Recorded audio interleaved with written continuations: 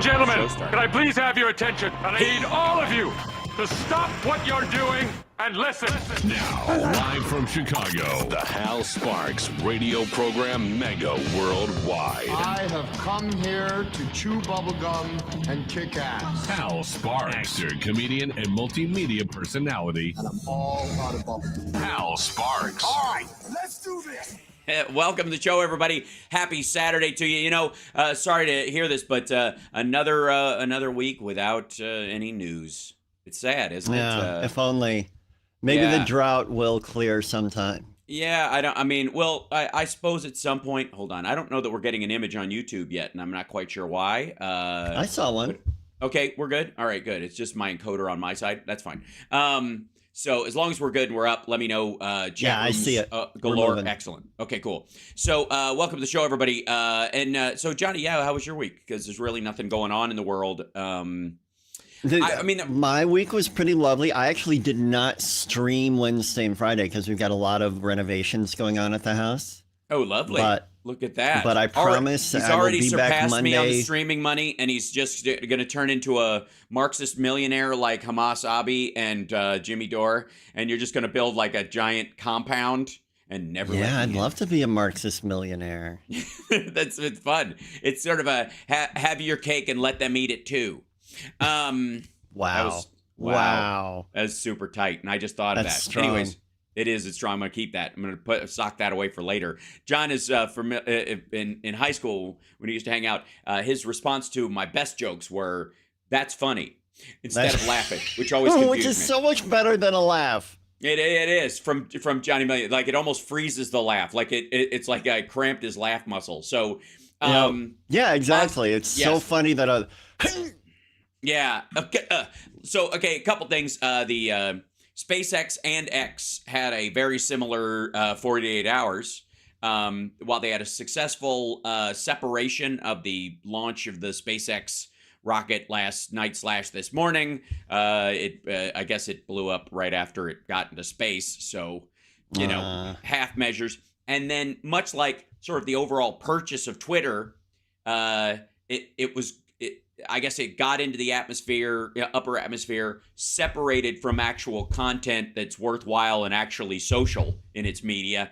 And then he retweeted and liked an anti-Semitic post and said Jews are anti-white, which I thought was particularly fascinating of all the anti-Semitic crap that's going on Twitter right now, and it really is quite the corral for that kind of stuff, and it's been there for a long time. Because let's be abundantly clear. Never mind the newly anti-Semitic, what would be equivalent to the far left currently. The QAnon concept was always based on sort of old-fashioned Rothschilds, blood libel, Jewish stuff. Period. You dig down deep enough, that's where you hit bedrock in QAnon. Yeah. Is Elders of Zion nonsense. It's just another. It's almost like kind of like how the Tea Party became MAGA. It became like ever Trumpers and ultra MAGA. They're always trying to tee up the same stupid, unpopular, vile ideas, and they figure if I slap a new label on it,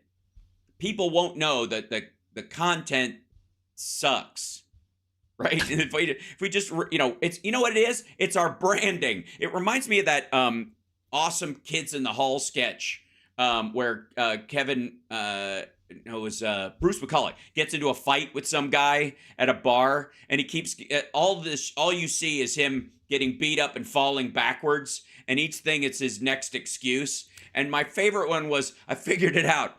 It's my belt. And he just takes his belt off. I remember that. Right?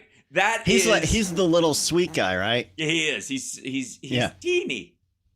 And he's the one who did the open letter to the guy who stole my bike. Yes, he also is the guy who did Grievo in the Brain Candy movie, which is the spoof of Danzig, for all the people who called me Danzig in a dryer when my hair was shoulder length for a while. My hair is far too long for Danzig comparisons. Thank you very much these days. I don't know. I think it has something to do with your hairline. Does it? It's going to happen. I don't know. Yeah. I think it's far too fluffy. Anyways, that's just the nature of it, I suppose. I'll fluffy for Danzig. It's true. That's the name of my third autobiography after I finished the first two. So But this kind of ongoing, like, I don't know, like Elon Musk has this amazing ability to have some loose money around something that could possibly make money. And unless he can get a government contract to keep it afloat, it dies. That's effectively what is happening on to X currently. I guess I would call it, because of Xi Jinping's the outsized. I think they're the only advertiser right now is like like mid-continent Chinese human trafficking ads and Temu. That's it. That's what's keeping the whole thing afloat right now, because this week Microsoft left and others because he liked and retweeted this, not only floating this account that's, base anti-Semitic about this stuff, but also with a little extra like dig of also Jews are anti-white, which is, it's fascinating to me. The amount of ignorant, flippant, and habitual thought that has risen to the surface around this, post October 7th and what's been going on ever since,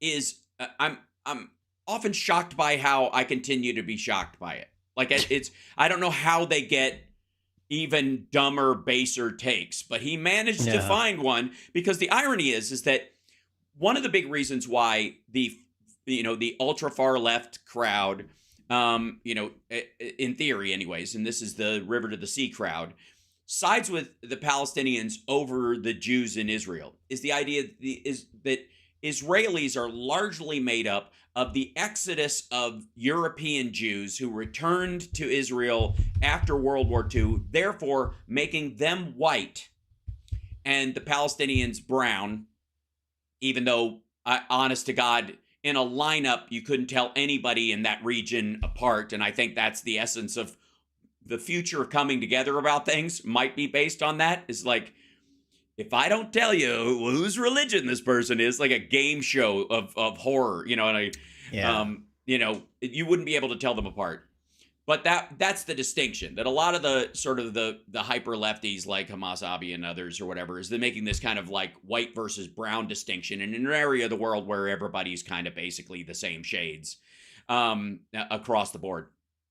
Don't get me started on Iran. So, but they view it as this kind of like white European against brown indigenous people, and they're kind of overlaying their mythologies, and there's kind of constant narratives about Native Americans and the U.S. and slavery and all those kind of things, which are all kind of in a hash of stuff where people will juggle hot takes up until they're tired of arguing and then just forget about it for 10 months at a time. Similar mentality, similar strength and depth of thought is happening around these areas. And then here comes Elon Musk riding in on a horse to just go, no. You got Jews aren't white. Like, just literally doing this kind of like weird, not even a kind of. Yeah, and tell me about Santa. Like, these are just weird. The Santa thing is a Northern European pagan character that was usurped by Catholic bishops in the sort of Germanic area. So white Santa doesn't bother me at all, because that's where he came from. It's kind of like White Little Mermaid. It's a Denmark. It's the Hans Christian Andersen story that happened in Denmark. If people were going down and like, we love this African story, we'd just think there should be a Swedish kid in the role. You'd be like, okay, what's going on? Right? You know what I mean? Like, so that, I feel like that's a lot of much ado about nothing. But but in all honesty, like, it's amazing that in a sea of dumb takes, just tidal waves of dumb takes back and forth, Elon Musk manages to find the worst timing and the worst take in it that just shuffles the whole thing entirely. Like, and for all those people like myself who believed for a while that he's effectively a chaos agent for the Chinese and the Russians, where China's where he builds his batteries and Russia's where he gets the aluminum for his cars. And so he's been playing footsie with these guys for a very long time while casting aspersions on Biden, which is hilarious, as being sort of owned at the same time. It's just insane. Well, yeah, that's the do the bad thing and then say, look at that person doing the bad thing. Right. On top of that, this week, yesterday, everybody's afraid you're going to hit me in the head, Hal. With your because gestures. we're not. It's okay. I will pet you like. Oh yeah. Oh, right there. Yeah. So the David DePape, the guy who attacked Paul Pelosi with a hammer, was found guilty in a court of law yesterday. He seems nice, though. He seems nice. Yeah. Why in the trial? Why wasn't any of that evidence about it being a homosexual tryst come to light?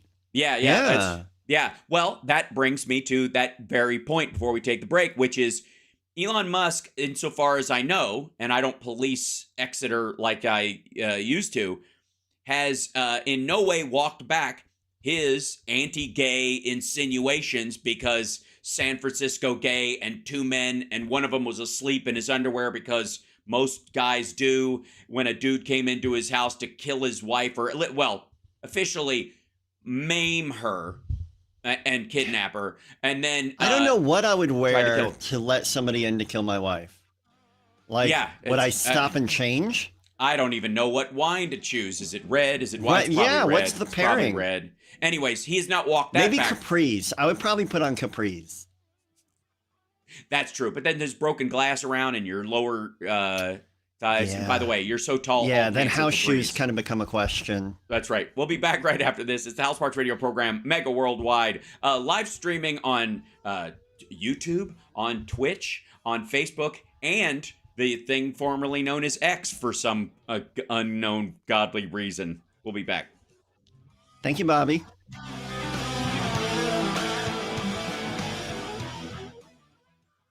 Got a couple super chats in here. Excellent. Got some Cat Cookie. Got some Robert Brunswick. Lovely. Hold on one second. I want to try, for whatever reason, I guess it's because it says these come up and I see those, but it only works if I'm looking at my screen right here when it happens or I miss it. And I want to there should be a list.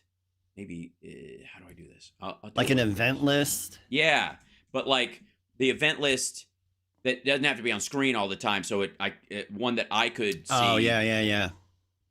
Do you use Restream, right? As like the main engine? Yes. So I don't get to see it like in that it's... It will put it in there in the Restream chat. I've seen YouTube super chats go through on the Restream chat. Right, but they don't stand out. They're there. No, but they not don't, much. Like there's a bit of a highlight, but they don't stay. Right. So let me see if I can go. Thank you, Leslie. Oh my goodness.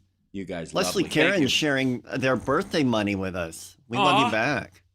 Let's see. Did you do this? Got about a minute. Thank you. Thank you, and happy birthday, Leslie.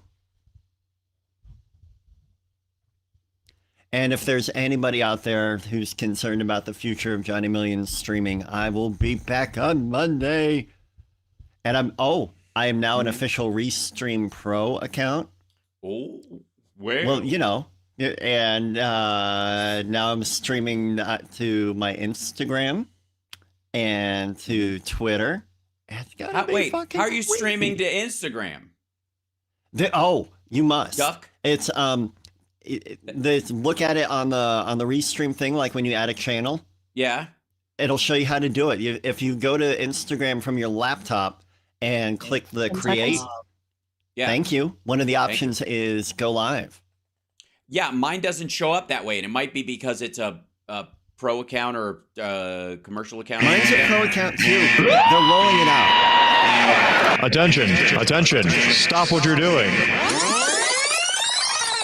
Because we're coming back to the Hal Sparks radio program, Mega Worldwide. Oh my God! They went a little crazy with it, and I appreciate it.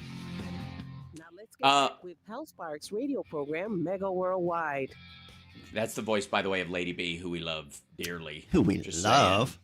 And thank you, Leslie, for the super chat. And thanks for liking the stream, everybody. Wherever you are, I'm on all these sites. So by golly, it's hard for him to keep track of all the joy and all the appreciation. I'm trying. Yeah, I'm trying. So a couple of things that went by this week, and we'll talk about in the second hour. Philip Ittner's going to be joining us from Ukraine, where genuine progress is being made basically under the radar while the world is distracted with the Israeli Hamas war, I would call it.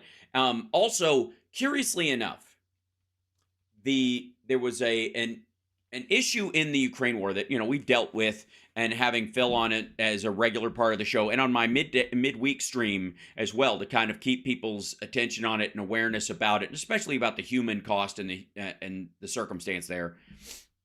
That in doing that, we've seen the ebb and flow in people's attention about it over time. It's come and gone a few times, and it will come back around again. I have no fear about that. And a curious thing, I think, is happening around the Israeli-Hamas situation as well. We are in, even though this is ongoing and probably peaking in its activity right now, there is a strange ebb in the coverage of it. And I don't think it's because of disinterest on the part of, the American public or the world in general. I think it's because of the complexity of the issue.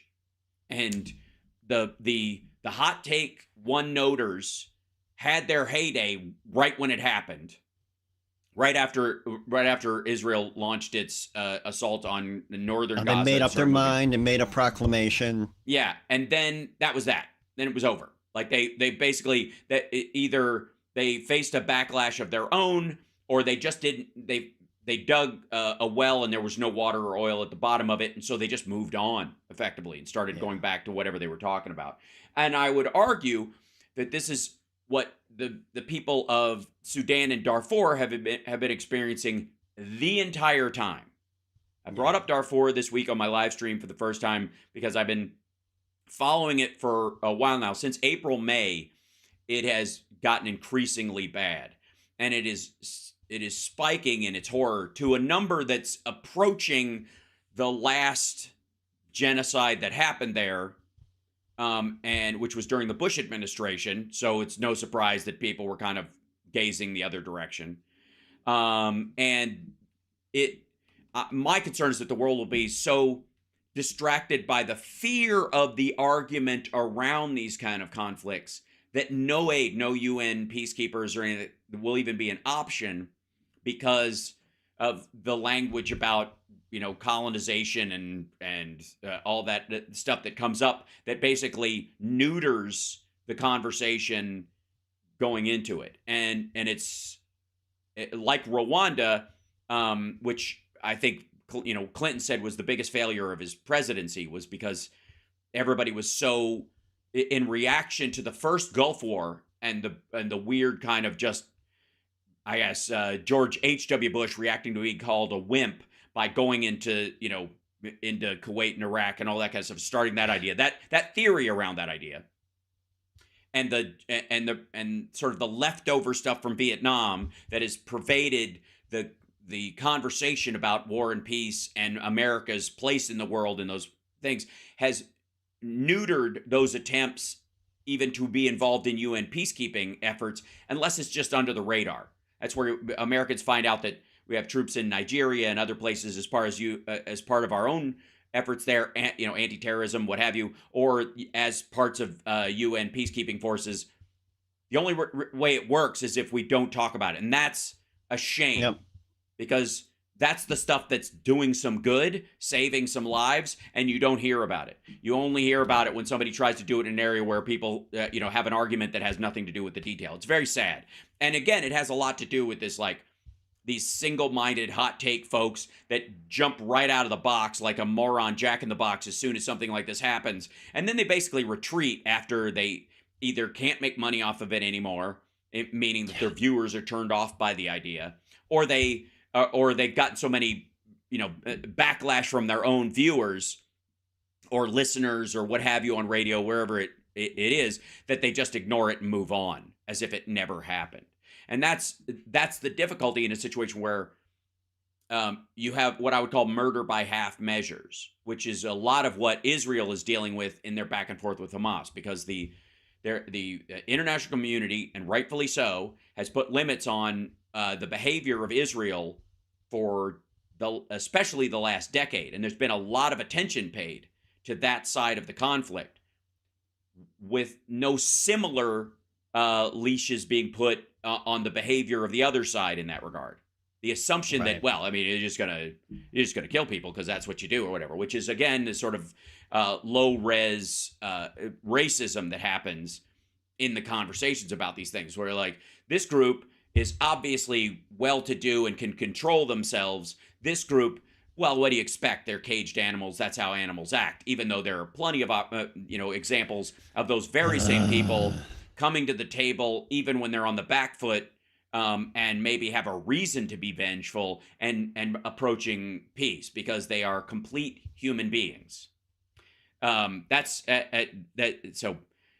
in that sense, I am relatively confident that most of them are human beings. Mm-hmm. And that's the sad part about all of this. Well, it's an 80-20 rule, my friend, usually. That's the thing. So in any, you got about 20% of any group of large people have some varying degree of unethical behavior. Some of it you can write off as mental illness or the inability to, sort of people on the spectrum and Asperger's and stuff that are incapable of acting normally amongst other people. So they have limitations on them that you have to be aware of. And that's a whole separate pocket.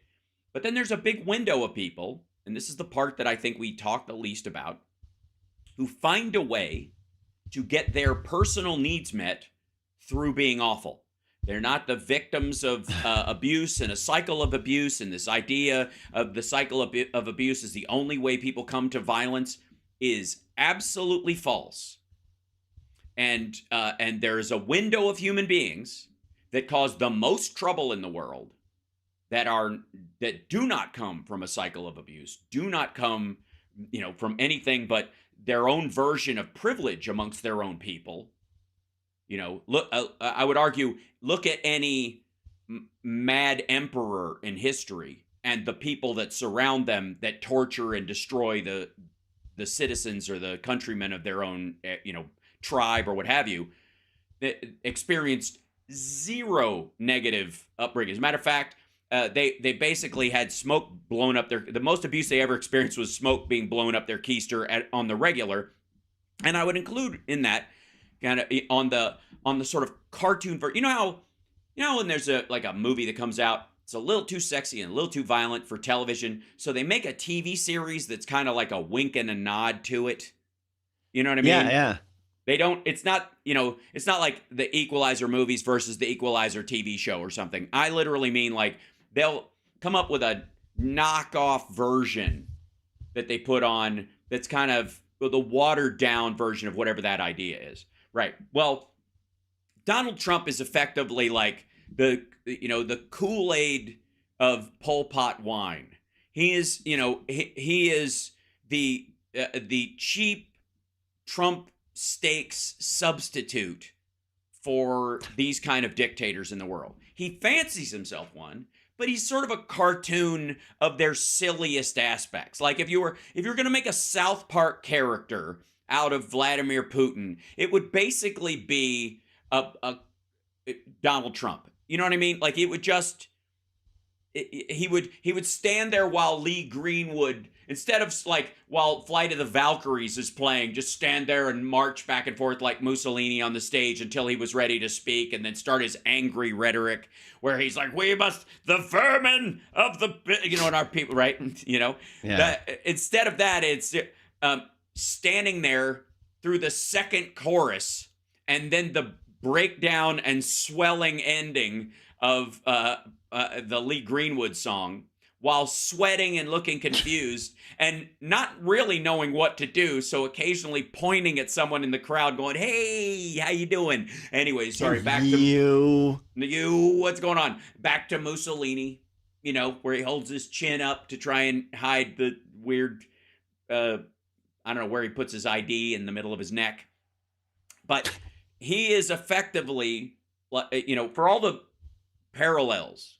Apparently there was a bristle. Thank you, Hal Vickery, by the way, for the super chat. For all the parallels, all right, we got to take a break. Since there's a bit of a hesitation there, I've had a really bad stiff neck all week. Mm-hmm. And you know how you like when you fold towels and sheets and stuff, you catch it under your chin. You can't do it. When I don't have that hand available, which is under my chin, I'm like, oh God. Oh God! Oh no! How do you fold a sheet? Right. How do you fold the towel now? Oh yeah. Welcome to my world, because I'm just getting out of that stiff neck thing. That apparently I think it's a virus that's going on. We'll talk about that. I thought about you. Yeah. It's the House Sparks radio program, Mega Worldwide, now with 100% more Johnny Million. He's Twitch.tv and YouTube.com/it's Johnny Million for his music streams, because it can't rain all the time. We'll be back.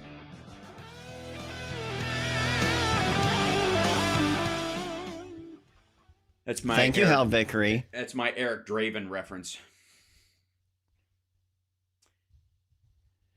I'm getting advice now. Lay it on the table and fold it flat. You're assuming I have a table without mounds of shit on it. Yeah, right. Who's got like just a blank table in their house? What do I live in? No, a Pier 1 catalog? There's shit on it. Yeah. I have a similar issue, because I'm now just teeth. Mike Williams just said teeth. Oh no, that is a pretty good idea, Mike. Yeah, and a little gross. Yeah. It's kind of like they're just coming out of the wash. Yeah, that's right. I'm chewing on a soggy towel now. Yeah, it's not good. Thank you, Lady Beatrice. See, cause how do I switch cameras in OBS? Oh, okay. So there are two ways to do it. You do separate scenes, and then you put in a different camera in each one of them as a camera, as a video capture device, and then you just transition between those two scenes. That's the easiest way to do it. The other way is that if you have you can set up a button on your Stream Deck that changes sources, turns one source off, turns another source on, in which case you can stay in the one scene that you've built and then just change the camera. You can one source camera to another source camera. Okay. You're welcome. 1 minute. Thank you. Thank you.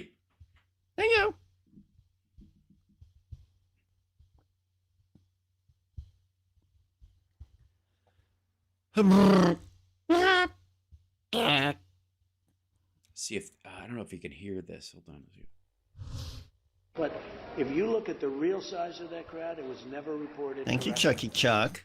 Can you hear that when I played it? That Trump thing? There were. No. I haven't heard anything the last few seconds. No. Okay. Hold on. I think it has to be in the other. I have to put it in a different browser for you to hear it. Hold on 1 second.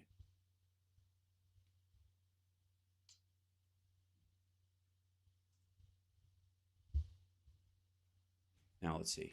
Oh, Adam Westish, do you really not get the volcano joke on my YouTube post? You said she didn't want to do the music without you. Thank you. Apparently the broadcast can hear it. Into the Hal Sparks radio okay, yeah, they can. Sure. Mega Worldwide. But I can't. Right. Welcome back to the show. So, what I was the point I was trying to make about sort of the cartoon version of a real dictator that Donald Trump is both to get people to relax a little bit in their response to him, so that they're not, horrified by his obvious baiting by saying things like vermin and that kind of stuff, which is obviously meant to trigger liberal outrage. That's the owning the libs crowd that still, thinks it's, 2014 in his mind. Instead of falling for that, you can look at him for what he truly is, which is a crazy old man on a hard fade who was never what he said he was, and now is realizing in a panic that everyone is finding out. And if you look at him from that direction, then you can actually do something about the guy. If you actually, it's kind of, Donald Trump is the first troll president. And if you take him seriously, you buy into the exact same thing that trolls try to get you to do, which is to get baited into conversing with them as if they actually mean what they're saying, when in reality, they're just trying to get a rise. And they get points for getting a rise out of you. And Donald Trump right now, with his crowd, what they think is worthwhile, what they view as political success, because they have so many political failures in the material world, their imaginary version of reality is where Donald Trump owns the libs by making them freak out. And so when they don't freak out, that scares the living daylights out of them. They don't understand why people are laughing at Donald Trump. When he says things like vermin and people react and know obviously that's where that came from, that Stephen Miller or Bannon or somebody in his circle. So he is reading that. So somebody intentionally put that together for him to read. That's right. They punted that in his direction and said, say this. This will really freak him out. He has no context of the history of, Hitler using the German word for vermin. He doesn't care. And all he knows is that the right people get angry if he does it. Yeah, and it sounds tough. Yes, it does. And so if you can undermine that by, not taking it as seriously as they want, or I've taken, a lot of people have used a lot of different Hitler references with him over the years. I kind of like Quitler right now. I like that. Because he's going to at some point tap out. He tried to strike a deal with in the New York case. It's noted earlier this week that they floated some sort of a deal they were trying to get. The problem is there's nothing in it for New York City. There is nothing in it for the DA to let him get away with it or to make a deal with him. There's no upside. The only reason they make these kind of deals with corporations that are engaged in the kind of stuff that Donald Trump is engaged in New York City and in the state and as just a generalized fraud, Atlantic City, everywhere he sets up shop. The only value is for a city to let them walk on this or give them a slap on the wrist. If there's so much integrated aspect of them in the economy that to pull them out, it's like a tumor that isn't growing, and so you just kind of leave parts of it in the surgery and go, if we try to take it out, it might cause a heart attack or it might spread. So we'll take the small part out, in the middle and hope that for the best. But in general, nobody can figure out what benefits New York with the presence of Donald Trump at all. I don't mean just now, but even for decades. All he's done, apparently, according to what we've seen, is lie his way into loans he didn't deserve. And those are loans that other companies, other investors, other realtors, other investment groups didn't get because that money went to him. He got dibs on buildings he should not have even been allowed to be in the process to purchase because of these lies. And so somebody else who might... And George Santos is kind of like a sped up version of that whole thing. Yes, absolutely. He's the natural extension of that. Santos is the perfect running mate for him because he's like the quickening version of Donald Trump. It's like, how Trump's always saying, we could do it in 24 hours. We could fix it so fast and make your head spin. We could just get it so quickly. We could have done it in 2 weeks. It's in a week, in a day. We could have get it done. I could get that done in 24 hours. That's effectively what George Santos is doing. He's just kind of doing a faster version of it. Now, there is a flaw with that, Johnny Million. There's a flaw in that thinking. What? That it didn't work. Talk to me. That didn't work long term, and he ended up in court. Thank you, Petrazzi 20. I can't tell if they want the 2 to be a Z, right? Also, every single time I get somebody coming on the stream and I'm trying to thank them by name, and I cannot stop trying to pronounce their crazy user their handles. full name. Yeah. Oh yeah, and by the way, that was we'll talk about this in a minute, but that was the big dunk on Biden that the right wing was trying to do is that Biden was talking to these tech executives and he had trouble pronouncing one of their fake half-word names.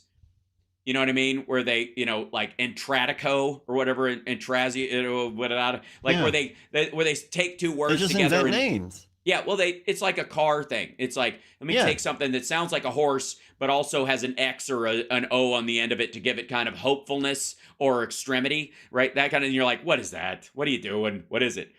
Bless you. So, thank you. And the struggle is real. Let's be honest. In the world of yeah.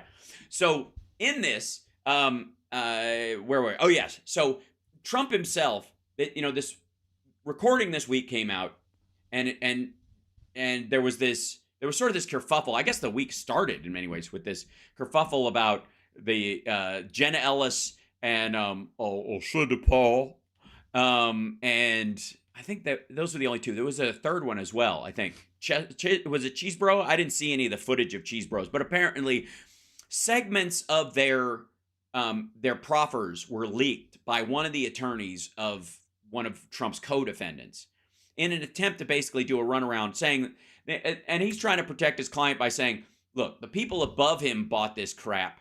And my guy was taking orders from these folks who were talking on behalf of the president, and they thought they were talking on behalf of the president, therefore, which is, it's not going to work. But because Google, look it up. If you're like, I don't know, this guy's asking me to do something illegal. Let me take a look. Let me go on, like one of these, like the WebMD version of law and go, is this basically illegal? Go onto a Reddit about constitutional law and see what happens. Anyways, he releases this stuff. The whole story in the beginning of the week is Democrats release this to to attack Trump and Trumpy attack and attack Trump. And then it comes out that it was actually one of his co-defendants' lawyers who admits it in a live stream. It's a similar moment to the whole like DePatt Pelosi thing where they're like, they have this whole mythology that points the finger at Democrats and this was all a big scheme and yada yada. And then it just turns out to be what it says on the tin, as they say in England. It's just exactly that thing. It's not, there's no mystery. Lunatic breaks into house, intending to break the kneecaps of the Speaker of the House in San Francisco. Her husband's the only person home, holds the guy hostage for a while. Cops show up. He tries to kill him. End of story. That's what happened. That was what was on tape. That was what was reported. That's what happened in court. That's the guy going away. End of story. Same thing with this whole thing. Democrats leaked the tape to make Trump look bad. Look, we don't need any help doing that. I got to tell you. I've watched his recent rallies. He's a mess. He's in bad shape. There was an article, and I think I'll bring it up after. I'll see if I can find it so we can bring it up after the break. But somebody wrote an opinion piece. I think it was in the Post that was like, one of these like Republican opinion pieces where people who'd hung with him for a lot longer than they should have. You know what I mean? Mm-hmm. Right, where they're like, I don't know. I thought there's a whole thing about a thing, and he should be. I hope. I like his policies, but he's got a lot of rough edges, and that's part, like one of those folks writes this thing going, he seems crazier than usual. Like I've seen him say some crazy stuff, but this looks like dementia to me. This looks like the angry outbursts of someone with Alzheimer's who is frustrated by their inability to think and is starting to panic, and that panic is showing up as violence. That that storyline, which is it's like a toddler who isn't verbal. Yeah, and they just get angry because they can't communicate. Right, exactly. That's why, and that's, by the way, why you give them a lot of slack. They can't actually speak, so I give babies and toddlers a lot of room, because they can't articulate. If you can't articulate your needs, yikes.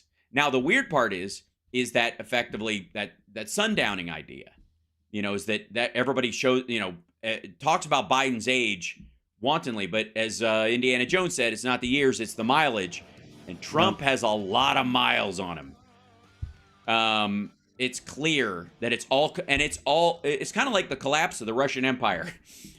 Nothing happens, nothing happens, and then it all happens at once. We'll be back right after this.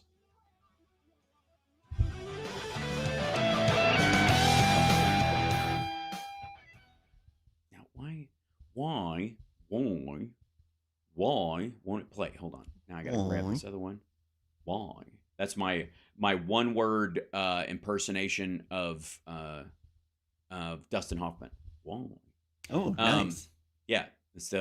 I used to do this one-line impersonations as this bit because I didn't have I couldn't do. You didn't have real impressions. Yeah, I was like, I can do one line of everybody. It was the gag, and it actually started because of Bruce Willis, which was Glass. Who gives a shit about Glass? That was it. That was the whole yeah. It's not bad. Hold on a second.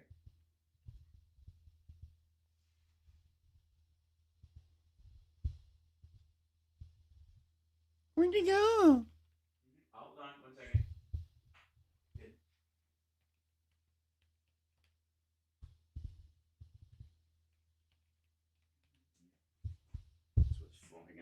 I have a little side table over here, and with shit all over it. Yeah.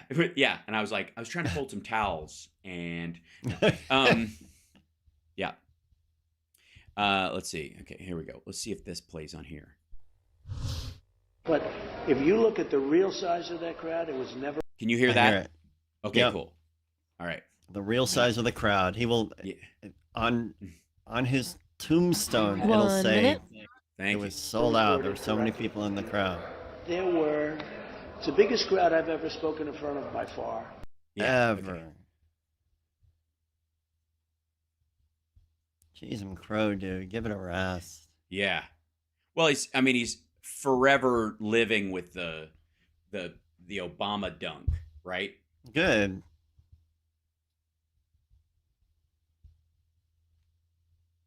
It's like he's never going to live. Thank you. That Sean Spicer, the crowd isn't as big as you think it is thing, right? That's driving him bananas, right? Canned fields for everyone.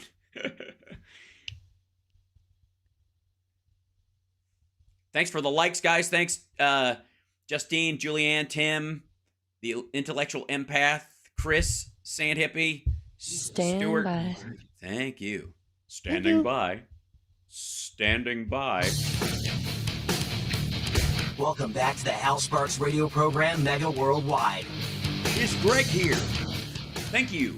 Welcome back to the show. So here's a little snippet of this. Is Jonathan Karl did an interview with Donald Trump for his book and recorded him saying a bunch of stuff that Trump now says he didn't say. And part of it was that he says that he could have stopped the January 6th insurrection, but he just didn't. But if you look at the real size of that crowd, it was never reported correctly. It's the biggest crowd I've ever spoken in front of by far. Really? By far. That went back to the Washington Monument. Yes. By the way, the crowds are now defined by the blur of his vision. You told them you were going to go up to the Capitol. Were you just... I was going to, and the Secret Service said, you can't. And then by the time I would have, and then when I got back, I wanted to go back. I was thinking about going back during the problem to stop the problem, doing it myself. Secret Service didn't like that idea too much. No, yeah, that's what it was. I could have done that, and you know what? I would have been very well received. Don't forget, the people that went to Washington that day, in my opinion, they went because they thought the election was rigged. That's why they went. Right. Why? Yeah. Why'd they think that? First of all, it wasn't. Secondly, of course they thought that. That's all you talk about. Secondly, does this idiot actually want us to believe that if he'd have gone down to that in front of that crowd and told everyone to stop and go home, that they wouldn't have gone, it's a fake double. The FBI and the DOJ and the deep state have a robot Donald Trump. Get it? Like, they would have absolutely attacked him if he'd have told them to go home. That's why that's why the Secret Service said no. I'm sure they believed that those were his supporters, but I don't think I think they were like, are you insane? These people will tear you to pieces. They're ready to hang Mike Pence, for crying out loud. What do you think they're going to do to you? Because this is at the height in some ways of sort of the QAnon fervor. Trust the plan was being played out. Mike Flynn was posting this stuff all the time. And in this, he's built up a crowd of these QAnon type supporters who think this is the day. And they are willing to commit violence in his name. And then somebody who looks like him shows up in a black SUV.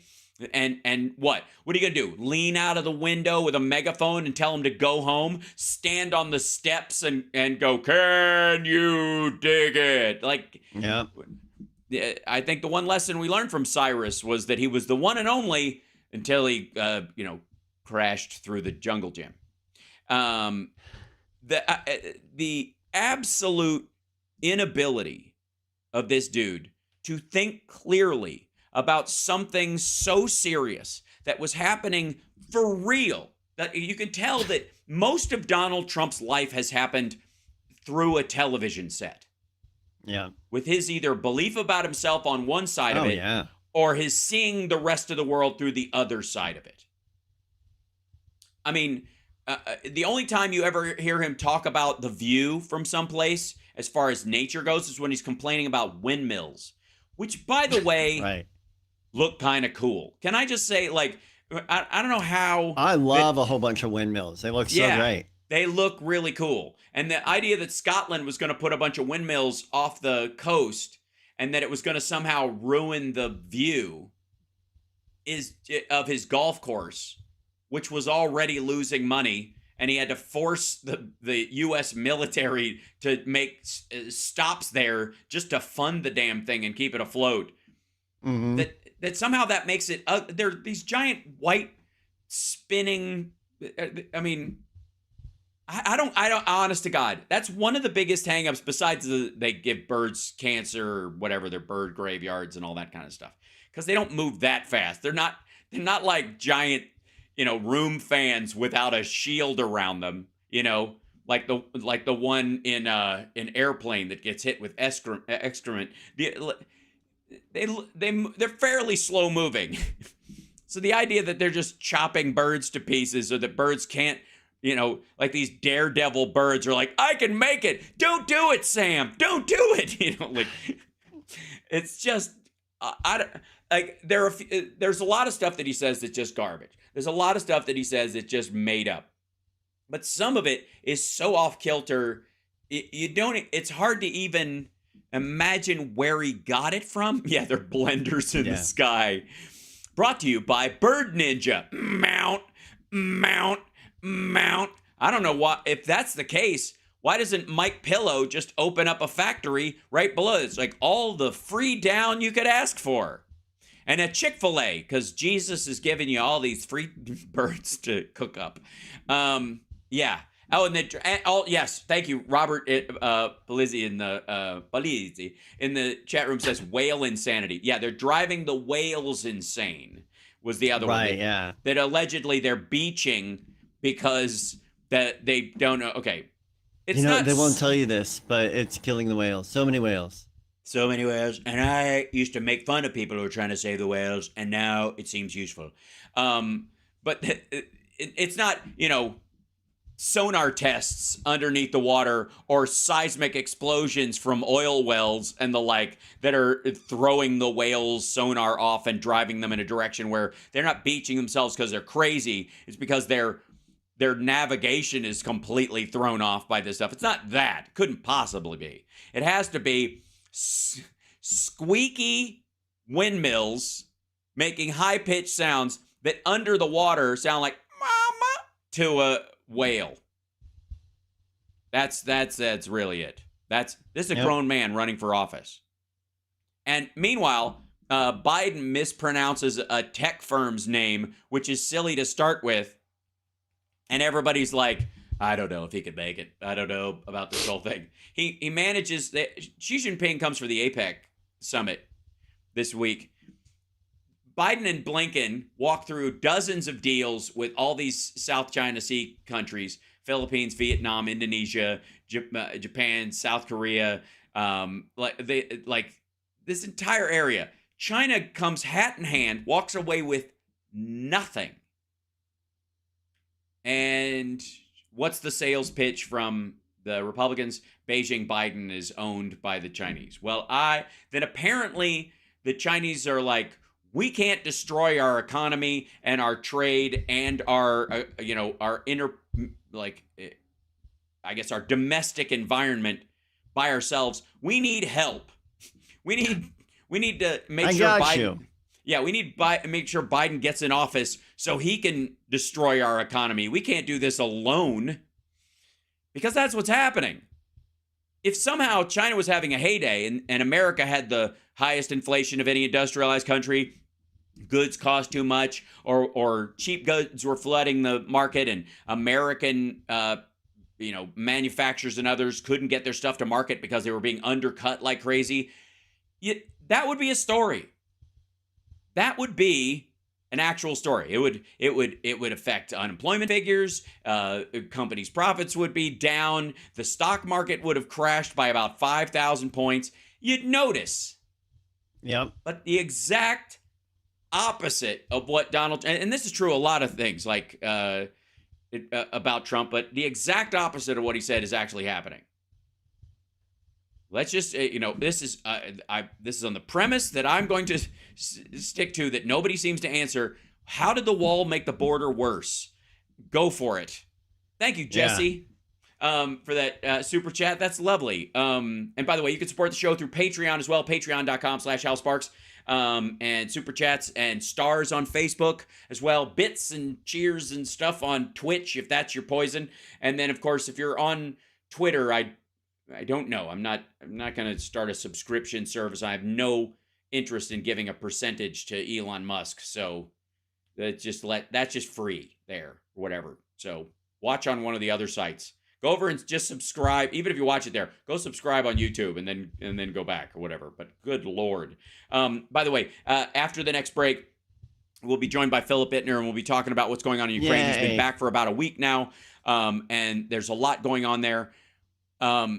And it's fascinating to me in the face of there's this story. I think it was I want to say it was on Raw Story, where there's a lot of backbiting in the Republican Party right now. Surprise, surprise, about them somehow dumping Kevin McCarthy for a guy who's doing the exact same thing that right now that he did, and then nobody wants to talk to Matt Gaetz anymore, which I think is a good sign in some element. But then on top of that, the Freedom Caucus is being boxed out by the majority of Republicans who would rather not be an oblivion party, which is what these guys are calling for. I don't, all their complaints about Antifa throwing, Molotov cocktails at federal buildings in Portland and stuff like that. These guys are doing the exact same thing, only they can actually wreck it. Like the irony that their complaints about Black Bloc Antifa people throwing, firebombing a federal building, the seat of the DOJ in Portland, when these guys would rather just shut it down the old-fashioned way. Yeah. What's the difference? Other than, I guess, sprawling arson? Still the same criminals getting out on the street. Still the same criminals getting away with it. Still the same kind of soft-on-crime republicanism we see. We'll be back right after this.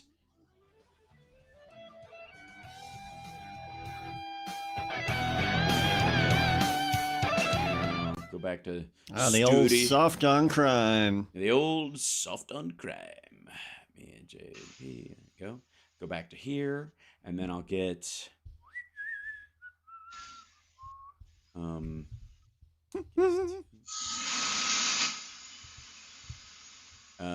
I guess is it Phil's running a blender there, or he's got his fan on the background? That's right. It's sure, good stuff. Oh, is that what you're hearing? No, you're all good. You're all good. Don't worry about it. Hear blenders. Yeah. No, if you need it, keep it. No, it's okay. No, it's fine.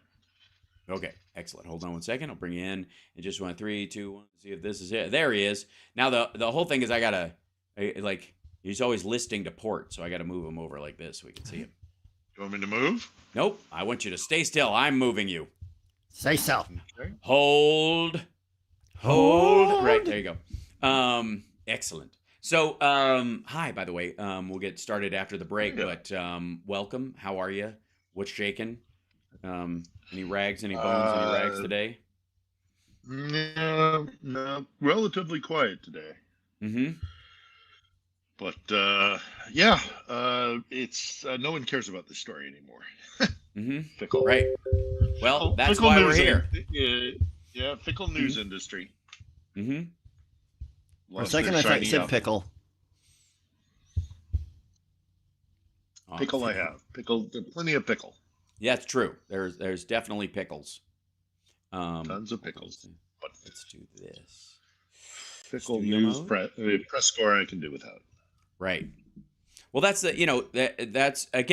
that's what we're pointing out. So we'll spend our time pointing that out as opposed to what they're not pointing out. If that makes sense. Yeah, for sure. I mean, we have a couple of news things here, mostly regarding the Kherson breakthrough. Right. But not a lot huge in terms of on the battlefield. Politically, things are pretty relatively calm. Right. I don't know. It's we don't have a lot of journalists here reporting, so. Right.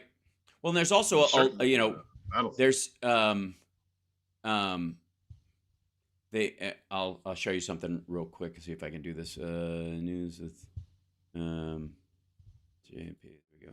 Here and here. This is from the war in Ukraine guys.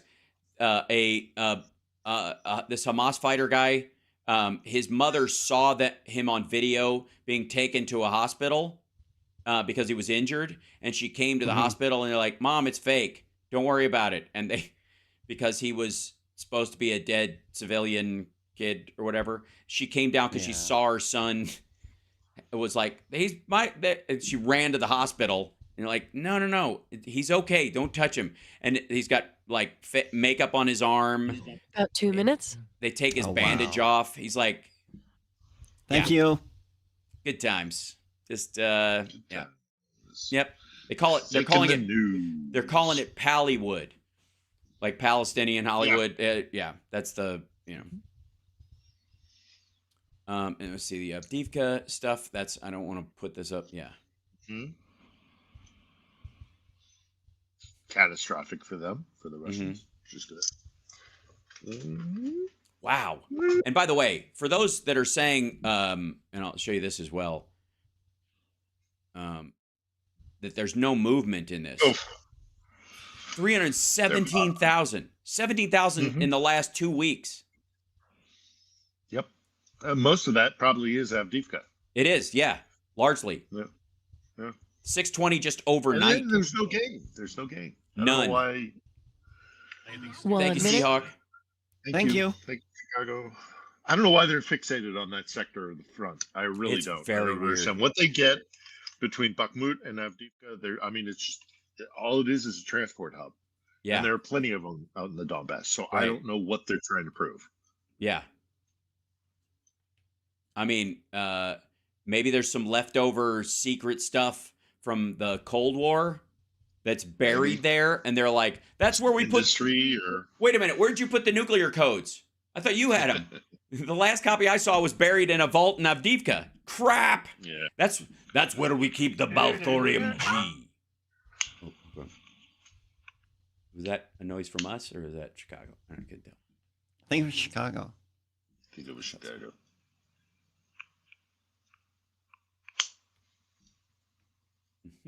Stand by. Excellent. Here we go. Thank you.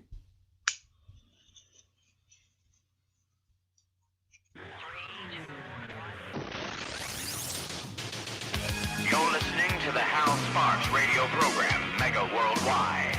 I've had people walk out of me before, but not when I was being so charming.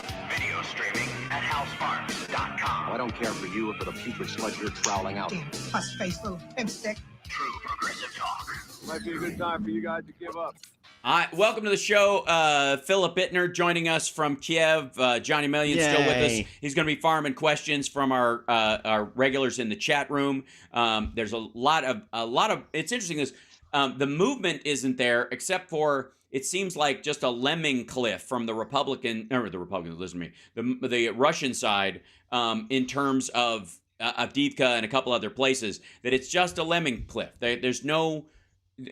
It's not even like the Ukrainians are trying to move into that. And we're going to talk about that in a second. But there were two little points that came up this week in Biden's meeting with Xi Jinping at the APEC summit. And one of them was bringing up, along with Blinken, but specifically Biden to Xi. And this has meaning in terms of leader-to-leader conversations that the Chinese don't take their secondary leaders seriously. So they don't think America does either. We actually do work through our negotiators and let them think on their feet. The Chinese don't. So they don't, if Blinken says something, they don't listen. If Biden says it like, oh, okay, that's the real rule. And he said one of the big hangups that China's going to have to deal with if they're going to want any negotiating power and trust in the future is their support of Russia in the Ukraine war. They've got to, that is a sticking point for the U.S. And that was a big deal. And then right after that,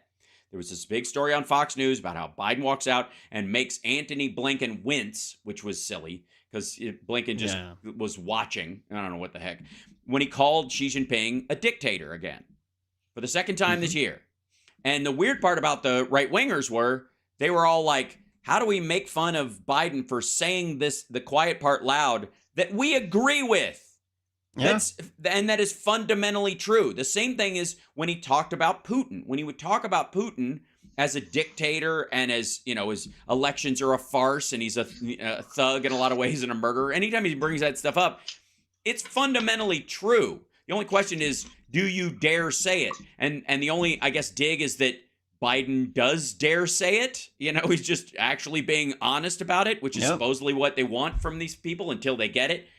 But that push about China siding with Russia as a direct communication point between the president of the United States and Xi Jinping across that table in that 4-hour discussion was heard by the Chinese. It was recognized. The Taiwan conversation was a draw, but not the Russia conversation. So anyway, no, I would hope so. I would hope so. Because it's, again, fundamental, aside from the issue of the actual war here and the right for the Ukrainians to have self-determination and a future of their own. Right.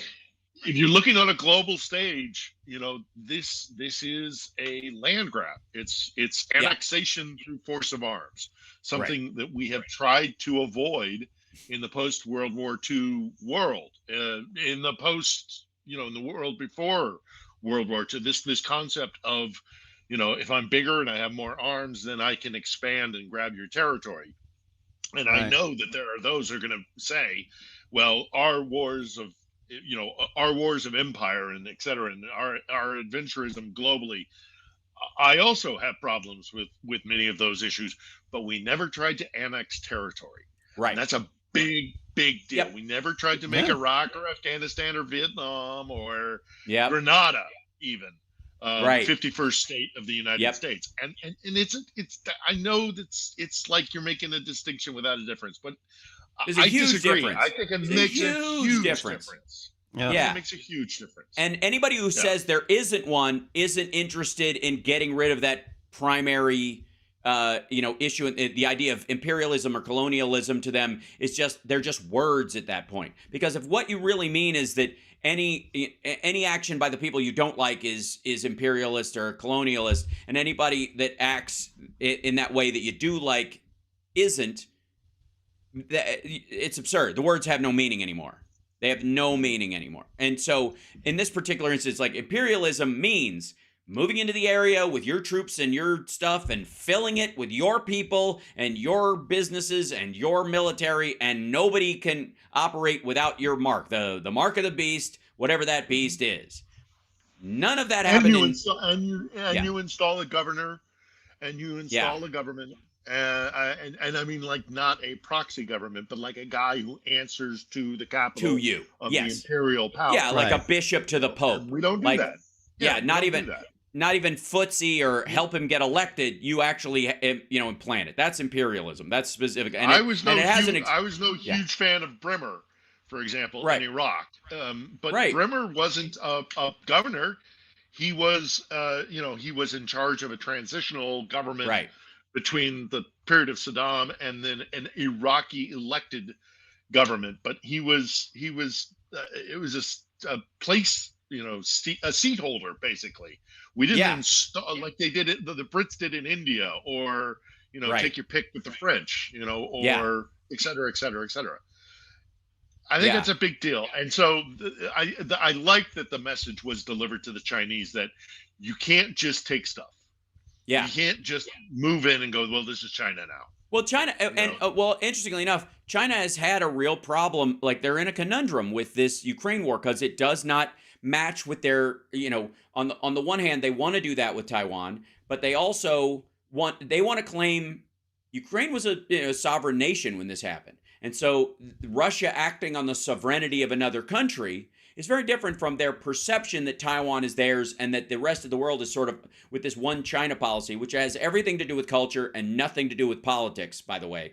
That's the weird part about this, is that when the West talks about one China policy, it means that most of the people in Taiwan aren't Tagalog, aren't, Formosa holdovers. They are very specifically Chinese people. Vast majority of people there speak Chinese. They speak Mandarin with their own Taiwanese dialect, a radio version of Mandarin. But the vast majority of them are Chinese. The culture's Chinese, the behavior's Chinese, the ideology's Chinese, and it's actually more Chinese, I would argue, than what's actually going on in mainland China right now. Ukraine is not the same situation. Ukraine's had its own border and its own government, and Russia recognized it as another country multiple times since the dissolution. That makes it wholly different than this whole Taiwan idea. And that's the conundrum they're in. On the one hand, they like the idea that Russia wants to seize back what the world doesn't recognize as its own territory. And that's more of a cultural, semi-political idea. On the other hand, it's a sovereign nation recognized by the rest of the world. And if the rest of the world can dump arms into what's effectively somebody who calls themselves a sovereign nation, all of a sudden, that doesn't bode well for their attack on Taiwan in the future, because the reaction will be the exact fucking same. Oh, I said the bad word. Sorry. I got into streamer mode. Look at that. Hey, now. Funking is what I said, but I bailed out, but we'll be back in a second. It makes me angry when I talk about China. It bails them out, of that situation. Went straight to commercial. We'll be back right after this. Give me a second. Yeah, I did it in my own. Yeah. Whoops. I'm sorry. Oopsie doopsie. It says when I get angry. So that was Tourette's. Yes, you've developed early onset Tourette's. Because of my because of the stream. But it's true. Like, this is there's a distinct difference between the sovereign attack on Russia, of Russia on Ukraine, and the separation of Taiwan and China as far as they're viewed, but the rest of the world doesn't. Well, and they don't do themselves any favors by putting out on state television, which everybody knows is just a mouthpiece for the GRU or for the Kremlin, saying things like, Ukraine is not an identity. Ukrainian is not a language. Ukrainian culture is not Ukrainian culture. Right. It's just a subset of Russian. They don't do themselves any favor when they openly say, not only are we going to take your land, but we're going to force you not to be who you are. Right. It's ethnic cleansing. Sorry, Chicago, by the way. One minute. Yeah, thank you. Will Chicago ever forgive us? I don't think so. Probably not. We'll be fine. It's actually.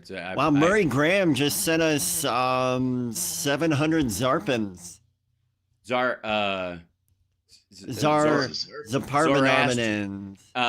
Zoroastrian Robenoirs. Some sort of alien currency. Mm-hmm. And I think Vincent Owens went in and used the conversion to come up with how much that's worth. Mm-hmm. Thank you, everybody. Thanks. Still don't know what nation it comes from. No. I'll put a quarter in the swear jar. I apologize. $1. Okay, $5. Chicago does sound very serious. The FCC might be a little more than $1. Mm-hmm. Stand by. Excited. Thank you. Excited utterance. It doesn't happen very often. I know I'm only on 1 day a week. I get it. I'm gonna have to jump on GarageBand and start sawing something together. This is the Hal Sparks Show. Wow. And a guitar note, and then progressive, and all. Yeah, it's gonna be good. Hey, Hal, did you mean something like this? This is the Hal Sparks Show. Wow. And a guitar note, and then progressive, and all. Yeah, it's gonna be good. The Hal Sparks radio program, Mega Worldwide. Yeah, it's gonna be good. Welcome back. Of course, this hour brought to you by America Fest 2023 with guest speakers like Steve Bannon, Donald Trump Jr., Kimberly Gargoyle, Josh Hawley, Marjorie Taylor Greene, Mike Pillow, Matt Gaetz, Alina Habba, Corey Mills, and other people who have nothing better to do. I have a friend who is a fellow kind of Ukraine war watcher. Yeah. Who posted that today and was like, this is literally my fever dream. This is my nightmare fever dream. This would be the worst. Some terrible people on that. It's December 16th through the 19th. If I'm not busy, I might have to set up a booth there and live stream from there. I mean, why not at this point? I mean everybody reprehensible is there. I can't think of anybody. Is what's his name? Ben Shapiro? Is Shapiro on the list? No, and I'll tell you why. Because almost everybody on this, because he's not pro-Trump. Effectively, he's a never Trumper. What's the other reason? He's Jewish. He's of the tribe. Yeah, he's of the tribe, which are on the outs with. But you're right. Candace Owens will be there. And that was a big dust up this week between them. It's interesting. Again, we were talking about like garbage hot takes from that around the Israeli-Palestinian debacle that's currently going on, and we almost forget how many bad takes came from that crowd or continue to come from Ukraine. I mean, Chip Roy was effectively ready to scuttle the American economy simply to stop Ukraine funding. That is extraordinary. And again, let's be honest, on a budgetary level, in terms of the military, the aid we have sent to Ukraine is a pittance. It is nothing, and it's not even in the form of cash. It's in the form of the stuff we haven't used yet, like this idea that bullets, if you don't use them, go bad like milk after a certain while. And public school vouchers. Years. What are they going to do with those? Right. And on the other side of the equation, we're getting reports now that all the DPRK, the North Korean munitions that everybody got really, really scared about 2 weeks ago, give or take, some of them have started arriving, and we're starting to already hear from the Russian side of social media that they're duds. They're either duds, or this is even worse. When they're used, they explode in the artillery piece, killing the artillery crew. Right. So the artillery crew loads a shell given to them from North Korea, and instead of it firing a projectile, it blows up and kills the artillery crew. Because I fired an artillery piece before. You can't. Ooh. I mean, you can, but you really got to be kind of on. You got to be at the weapon. You have to be at the weapon system to fire it. You can have a long lanyard, I suppose, but that's going to cut down your firing time significantly. It's just all around, it's bad. So all this fear of oh my goodness, the Koreans are about to get 2 million backfill. Shells. Yeah, they're icky shells. I'm minding my P and Q's. Thank you. Yes, it's no surprise. All right, it's no surprise that they aren't that good, because again, I don't know what the motivation of the workers to make it. You're not making it for the grand leader and the country. This is for sale. So you know, if you're gonna, the whole idea, the whole military doctrine of the DPRK is that if there is a war on the peninsula, because I've covered Korea, I've covered Korea for years. I've been there many times, and the peninsula is a fascinating story for me as a journalist. But the strategic plan for the DPRK is in the initial stages of any kind of fight between North and South on the peninsula. Their idea is to, because Seoul is actually really close to the border, is to just flood it with artillery. And this has been their doctrine for decades and decades. So they have this massive stockpile of these shells, which is why the Russians went to them and said, you got all these shells sitting around in case of a peninsular war. It ain't going to happen. Give it to us. Right. And the North Koreans said, well, you're basically one of our only friends in the world. So here, have them. But they've been sitting in warehouses for decades and decades, some of these things. It's like the trucks that the Russians are using on the front line with, you know, or the ones they tried to get out of there where the tires have all gone flat because they weren't serviced over time. It's one of the reasons why you got to, whenever they talk about like, you know, saluting both veterans and current service people and thanking people for their service. Included in that is the motor pool and the administrative folks, because they're the ones that make sure that when you fire off a mortar, it actually works and doesn't kill you. And that is the part that apparently a bunch of these other countries that think their soldiers are expendable to start with, also don't backfill with all the support staff that you would need to make sure that when you get something, it works. Because the idea is that, I guess they like the idea of charging rows of guys with bayonets because it's macho, I suppose.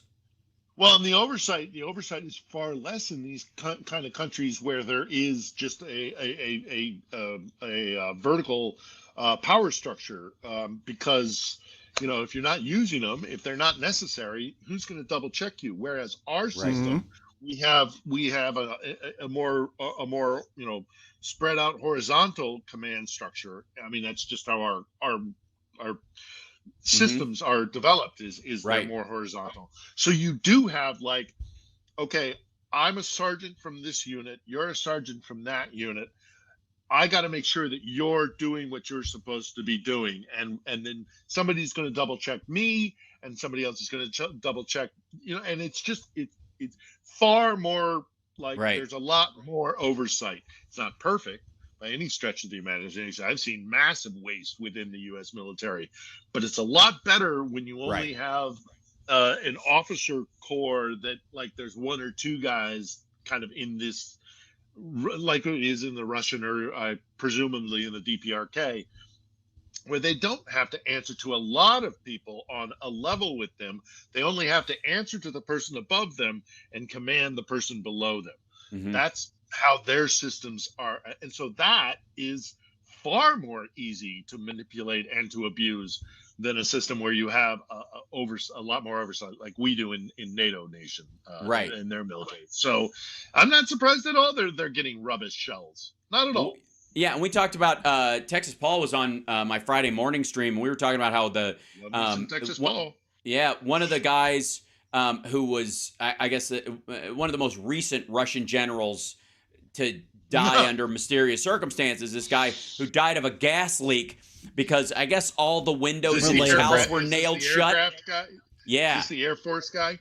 Yeah, had complained about the, you know, people stealing, essentially. He had complained about the corruption. So the question is, did he get killed by the people above him, or by the people below him, or by the guys lateral to him that were engaged in the theft for outing them? Right? Well, yeah. I mean, again, there's not a lot of lateral, so it has to be above or below, mostly. Right. And it could be high. It could be also, by the way, it could be several stratas, more likely than not, several strata above him, not below him. But they could be all the way up to like the Kremlin, or to the GRU, or to, you know, military command.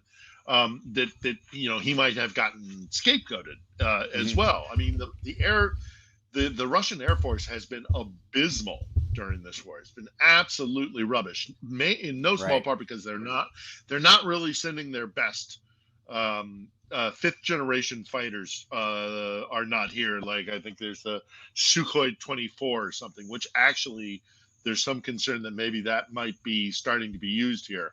But they're higher end jets, the ones that they, would really compete with a NATO level jet. They've sat on because Ukraine's air defenses are actually pretty good, although we're having issues with that this week. Fine here in Kiev, but in other cities. So, renewed calls for better air defense coming from the Ukrainians. But the Russians haven't used their fifth generation and their high end stuff. I think in no small part because if this really does go beyond Ukraine's borders, and keep in mind, a huge part of our strategic direction here in Ukraine is to try to keep this contained within Ukraine. But if it does flood out to an open NATO-Russia war, they're going to need every single one of those fifth generation fighters. So they haven't heretofore been using them. And so there's a lot of complaint about the Russians not controlling the airspace. And this guy might have gotten in the neck, even if he wasn't responsible for it, whether or not he was scapegoated, chucked under a bus, or whether or not he was just the squeaky wheel that got a response, in the form of getting knocked off.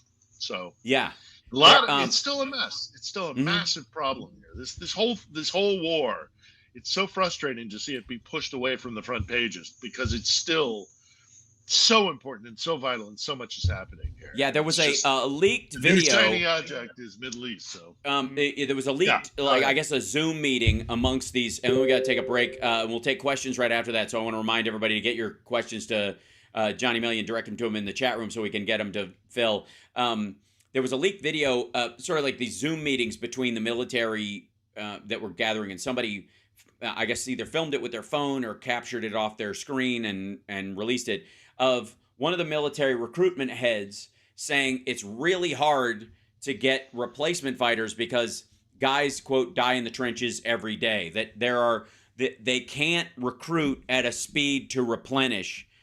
And the most they can manage is 15 people a week. And you've got as many as 36 of the guys from his district dying a day. And there's talk of another third round of mobilization, which will be absolutely disastrous. So but does he do that in line with the? I mean, you can't do that if you have he's running for office again. Principally, Putin is running to be president again, and that if there's anything that's going to have an effect on him, right? It's on his re-election chances. It would be another mobilization if it's a real election at all. I mean, I'm kidding myself about that. I guess obviously, yeah. Your point is taken, but it's not going to be done through the ballot, right? There is no legitimate ballot in Russia. Yeah, that's kind of the point. It's kind of the point. That's why the Ukrainians are fighting as hard as they have. They've had how many different governments and how many different prime ministers and presidents since 1991? How many has Russia had? Two. Yeah. Yeltsin and Putin.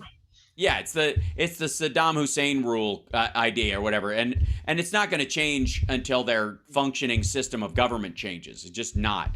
So and there's no impetus for anybody around them to actually make it happen. Why would you give up that power, especially when now they're going to come for your head? Because you've got the International Criminal Court and your own people who are like, okay, the minute I see blood in the water, these guys are done. It's a scary notion. That's why you can't, it entrenches them even more, right? Mm-hmm. So that's why Putin's not in Moscow right now. He's retreated to one of his dachas. So is it Sochi? Change isn't coming. We don't know yet, but change isn't coming for Russia when they lose this war. The only question is, will it be a palace coup or a street uprising? And that'll determine how bloody it is. So change is coming. Change is coming for Russia. For sure. Agreed. We'll be back right after this with questions from the chat room for Philip via Johnny Million. I'm Hal Sparks. It's the Hal Sparks radio program, Mega Worldwide.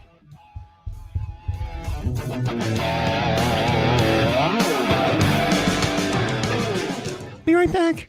Mm-hmm. Did someone send me a picture of?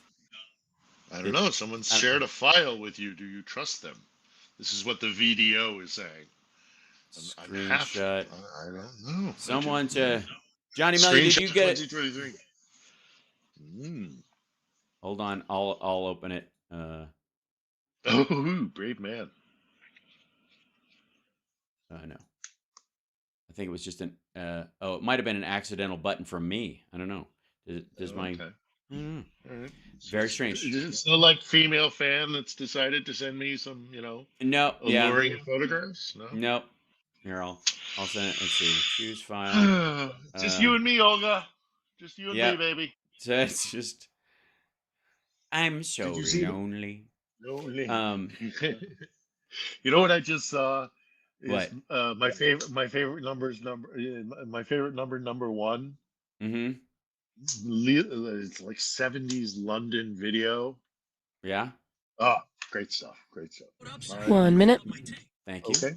Johnny made it back in time for this one. That's fantastic. Yeah. And that file was from me. It was a screenshot of what it looks like when you can go live on Instagram.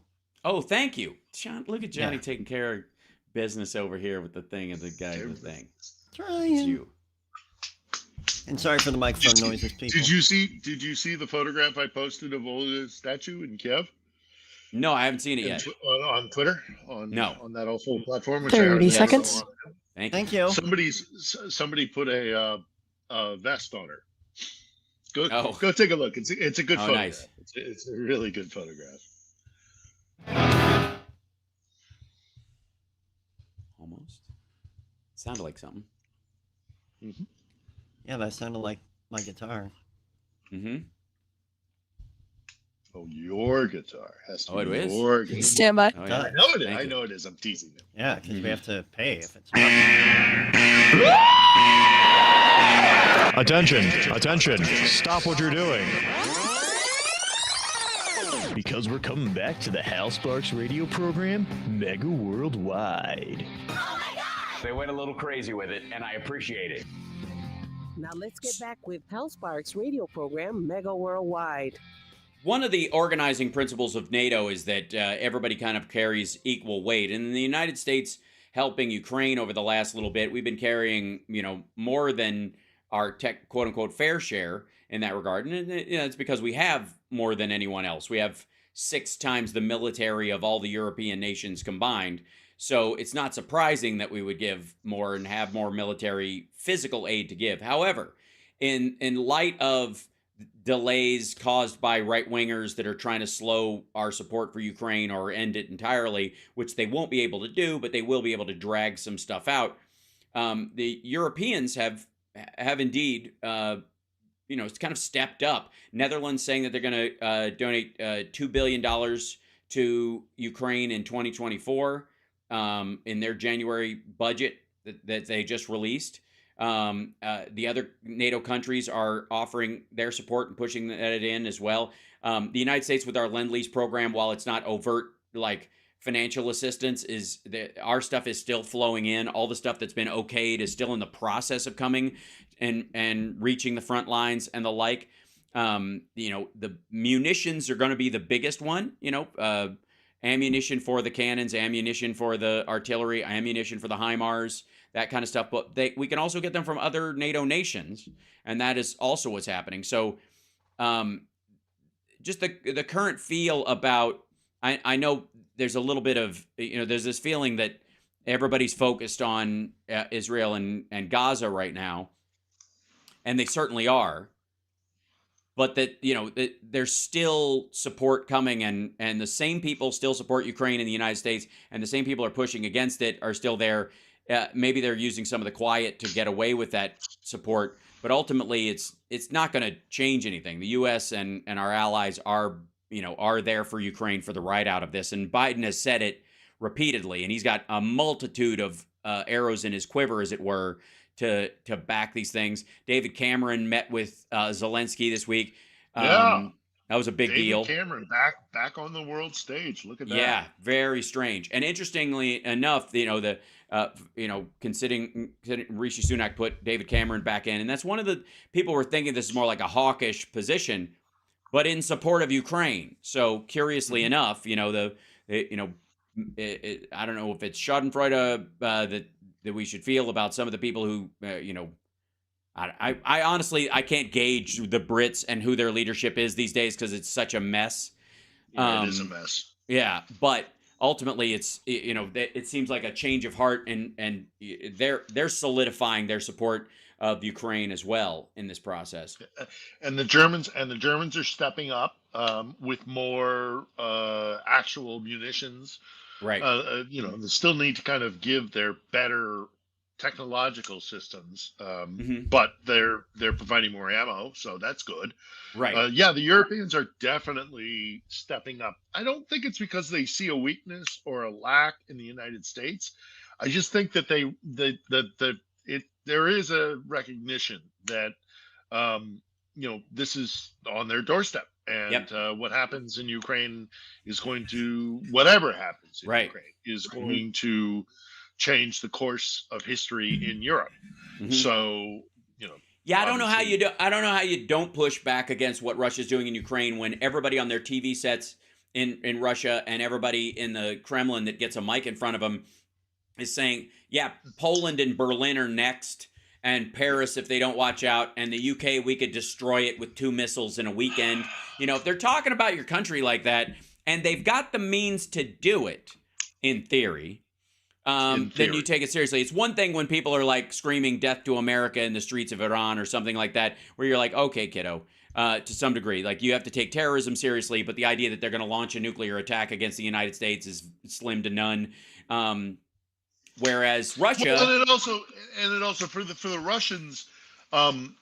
So people talk about when you see the Islamicists on the streets in the Middle East or in the Ummah, which is just the word for the Muslim world, screaming death to America. In many ways, it's a symbolic kind of thing. Right. In many ways, when the Russians talk about onward to Berlin, they're eliciting their World War II history, which is almost to the point of a religion as opposed to history for them, because they're so deeply entwined with the Second World War, and their image of self is so deeply entwined with the Second World War that the idea of like we're going to push onward to Berlin and we're gonna finish. I mean, it's I guess it does, but I agree, it's not realistic. It's meant to get them into a froth. You can do what your grandfather did. You can go and fight the Westerners like your grandfather did, because we all know Westerners are all fascists. Is kind of the but that doesn't make me feel any better about that. Nor should it. All right, exclamation. Berlin, if I'm a citizen of Berlin, if I'm a citizen of they're Warsaw, right there, right? Yeah. So let's grab some questions, by the way, before I start on another ramble. Johnny Million, what do we got first? Yeah, so my first question here is from Mr. Stoner 2 Dude. Can Philip comment on the raid by Ukraine that killed Russians while they were sleeping? Any details? Well,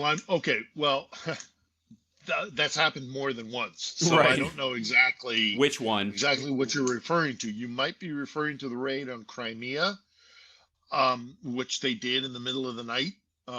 They landed, went into Crimea, did an incursion, killed a bunch of Russian leadership, officer corps guys, and then got back. And one of those raids, because they've done that actually a couple of times. One of them involved, jet skis and stuff, which is what a lot of people have fixated on because it's really kind of bizarre. Yeah. But the Ukrainians do this all the time because for a variety of reasons. Not least of which is we've given them a boatload of night vision goggles, and night vision goggles are not a ubiquitous piece of kit given to every Russian soldier. Every American soldier. So the best, certainly during the invasion of Iraq, which I was an embedded journalist for, every single American soldier had night vision goggles.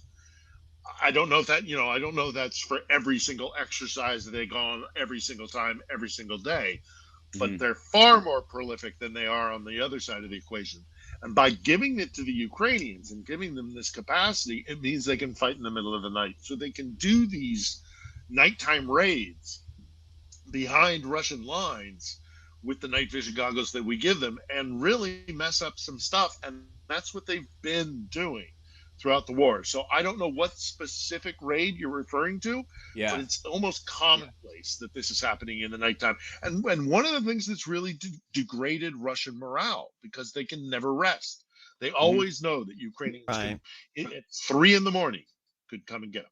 You know, there was a and by the way, on a side note, there was a story, you know, kind of in line with what I was saying about the APEC meeting this week.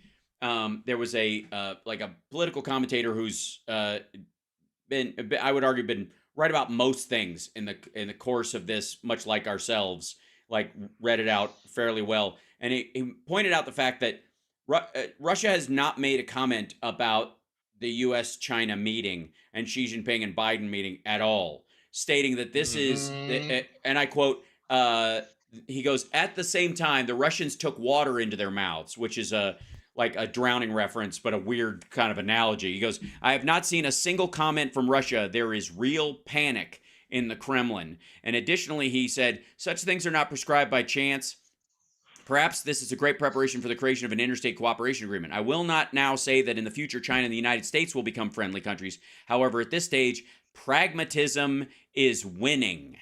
That Xi having to come hat in hand to China, to the U.S. and meet with Biden, and Biden going, look, calm down, stop doing all this flailing in, you know, supporting Russia and flying your planes close to ours, and simmer down for a second, and we'll talk about some sort of bridges we can build, but not until then, because why would we? And they went, yeah, that's a good point. We wouldn't either. And that's freaking Russia out. I'm sure. Yeah. I have no doubt. Yeah. So let's grab another question, Johnny. Yeah, we got one from DC 2257. Does Russia have resources in Africa that can be used against Ukraine? I mean, used against Ukraine. You know, they have taken over some like gemstone mines and things like that. So it provides them with financial resources. But in terms of like military hardware or anything that would help them in the actual war effort on the front lines, I mean, there's nothing in Africa that Russia doesn't have itself. I mean, it is sadly the history of the African continent that they're mostly client states, so they get their weapons from other sources. So it's unlikely that there's some sort of massive stockpile of artillery shells that the Russians. Nah, they started pulling back some of their guns. Remember, the idea was, But here's what I would say. This is what's really there, and I'm showing it for those listening on the radio. I'm showing an article from CNN, so from a while back. This is from July of last year, from Khartoum in Sudan. Russia is plundering gold from Sudan, and by the way, the civil war that's happening there, and Darfur is a province of Sudan. All that bloodshed, all that stuff is predicated on this, you know, in part of this theft of gold out of this region by what were formerly Wagnerites. That's who was doing it initially in 2022. That's what they were doing. That's why Prigozhin, you know, they thought he was in Africa. Where did he head back? To help, you know, keep the gold flow coming, where they would take this gold, truck it out to Chad, and then fly it to Russia to back, you know, to offer like foundational support for the ruble. That stopped. Prigozhin was their key in there, but now they're back down there, you know, back at this. The problem is it's too chaotic even for some of their soldiers. And because it's no longer Wagner mercs who are, you know, can dress in civilian gear or whatever the heck they want to, versus Russian soldiers or people in uniform, and they can't tell each other apart from the other plunderers that are in the area, they get killed. So the gold is the main thing. That is, you know, the big. I think that's the biggest thing they're getting out of Africa right now. Is the gold from this area, while this death and destruction is going on around them. And it's a way for them to circumvent the sanctions. It's a way for them to undermine, Western, allied groups in Africa. The Russians talk a good game again about anti-colonialism in Africa, but at the end of the day, they look at Africa as a client state just as much as the West does. Yep. And as a pawn, forget about the people, forget about the societies, forget about everything. It is a pawn and a tool to be used in a greater game on the global stage. They don't care about Africa. Mm-hmm. And they're real. Having lived in Russia, I mean, their racism towards people of African descent or Africans is atrocious. It's awful. So they don't care about Africa, but they'll take what they can get from it. They'll steal from it and help in their war effort for sure. Right. We got to take a break. We'll be back right after this. Again, Wagner is seizing entire villages and has continued to in this process, and nobody pays attention to it. The death toll in these areas outpaces anything combining both sides of Israel and Palestine over a decade, and yet the world turns a blind eye. It's very curious. We'll be back.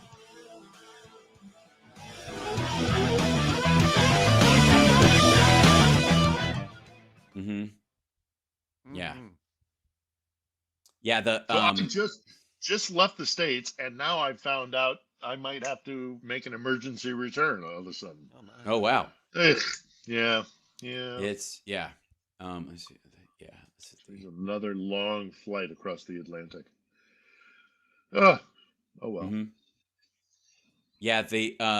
There's a city called Ndasima, in Car in the central in Car in the Central African, and they there's another like gold mine that was there, mostly hand-tilled locals, that kind of stuff, finding it. Literally the entire city was seized by the Wagner mercs, and they run it like a slave camp. It is, and I like here I'll show you, like here's a picture of the Ndasima site. I've seen before. I've seen them say and do and talk about the most awful things when it comes to Africans. So so they don't have 1 minute. Thank you. They call them artisanal miners when they're in this city, because they do it by hand. That's what the locals do. If you find something, that's what an old-fashioned panhandler in the gold rush used to be a long time ago. Those are artisanal miners. They don't have big machines. They do it by hand, shovels, that kind of stuff. These guys roll in and either do it by hand, enslave or kill everybody there, and bring in mining equipment from Russia and just 30 seconds. Thank you. Yeah, it's awful. Let's see.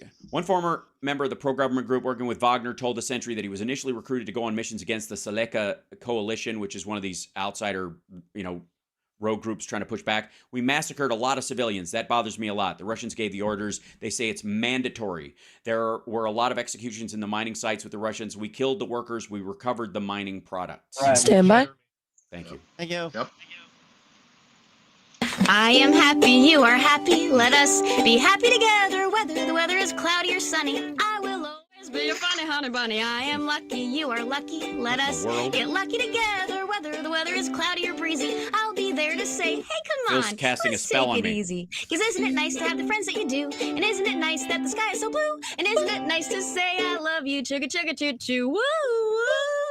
I am smiling, you are smiling. Let us smile together, whether the weather is cloudy or stormy. I will still be there in the morning. I'll be right by your side in the morning. I'll make you breakfast in the morning. I hope that you like cereal. Yay! So, Phil's holding up some sort of. It's a little, for those who are watching on the stream or those who are curious, come back and watch it on the stream later.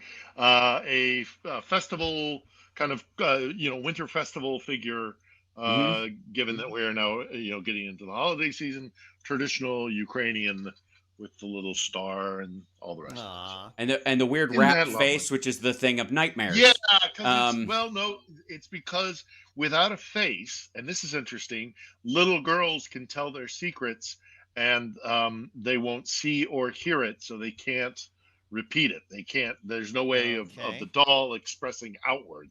It's so that little secrets can be told. Oh, I see. All right. I see that. Confession's good for the soul, but paranoia ruins confession every time. Yeah, but don't tell the neighbors. Yeah. Here, tell your doll. Don't tell what happens in the house. Don't tell the house secrets. Tell the doll. Don't tell It's like the Weeping Buddha, which is one of my favorite Buddha statues. If you've never seen it, he's bent over like in a ball with his head like kind of between his knees. He's sitting Indian style, like cross-legged, with his head down like that, with his hands over it. And the idea is that he's just wrapped with sorrow. So it's shaped like a ball. And often they're carved out of a sphere. And and the idea is that if you're brokenhearted, sorrowful, going through grief or whatever, you can hold this thing and kind of put your grief into it as a way of meditatively getting rid of it. It's a beautiful sentiment. It's funny how we human beings find ways to looks like it's just a symbol, or it looks like it's just a kind of cultural kind of artifact, but actually in effect it's really smart psychology. And yes, it is. Absolutely. And human beings are smart. That's right. And you can, the same offal that created things like the hook cross that the Nazis used. I'm trying not to call it the swastika these days, simply because that's the Indian name for it, and it seems kind of rude that Fair enough. they've abducted. They don't get too appropriate. It is the hook cross, right? The same thing that created that. Charlie Chaplin's mustache. That's right. I want it back. As a comedian, I would like to see that come back one day. It's going to be a long time. I will say, in our good news part of this, the Estonian Prime Minister, Kaja Kallas, had talked to Christiane Amanpour, and she's Big fan. Strong woman, very smart, great world leader. It would be nice to see her running the UN one day. I'm just saying. But she is saying the tipping point for Ukraine's victory is not far if we stick together. She's recognizing the limits on Russia's power in this situation. It's pretty fantastic. So and along those lines, although it's not my happy ending, but along those lines, Svetlana Tikhanovskaya, who is the exiled real leader of the country of Belarus, which is a small but very strategically important little country. She has also said no free Ukraine without a free Belarus, and no free Belarus without a free Ukraine. Wow. Women are taking the lead in Europe, and I'm really happy to see it.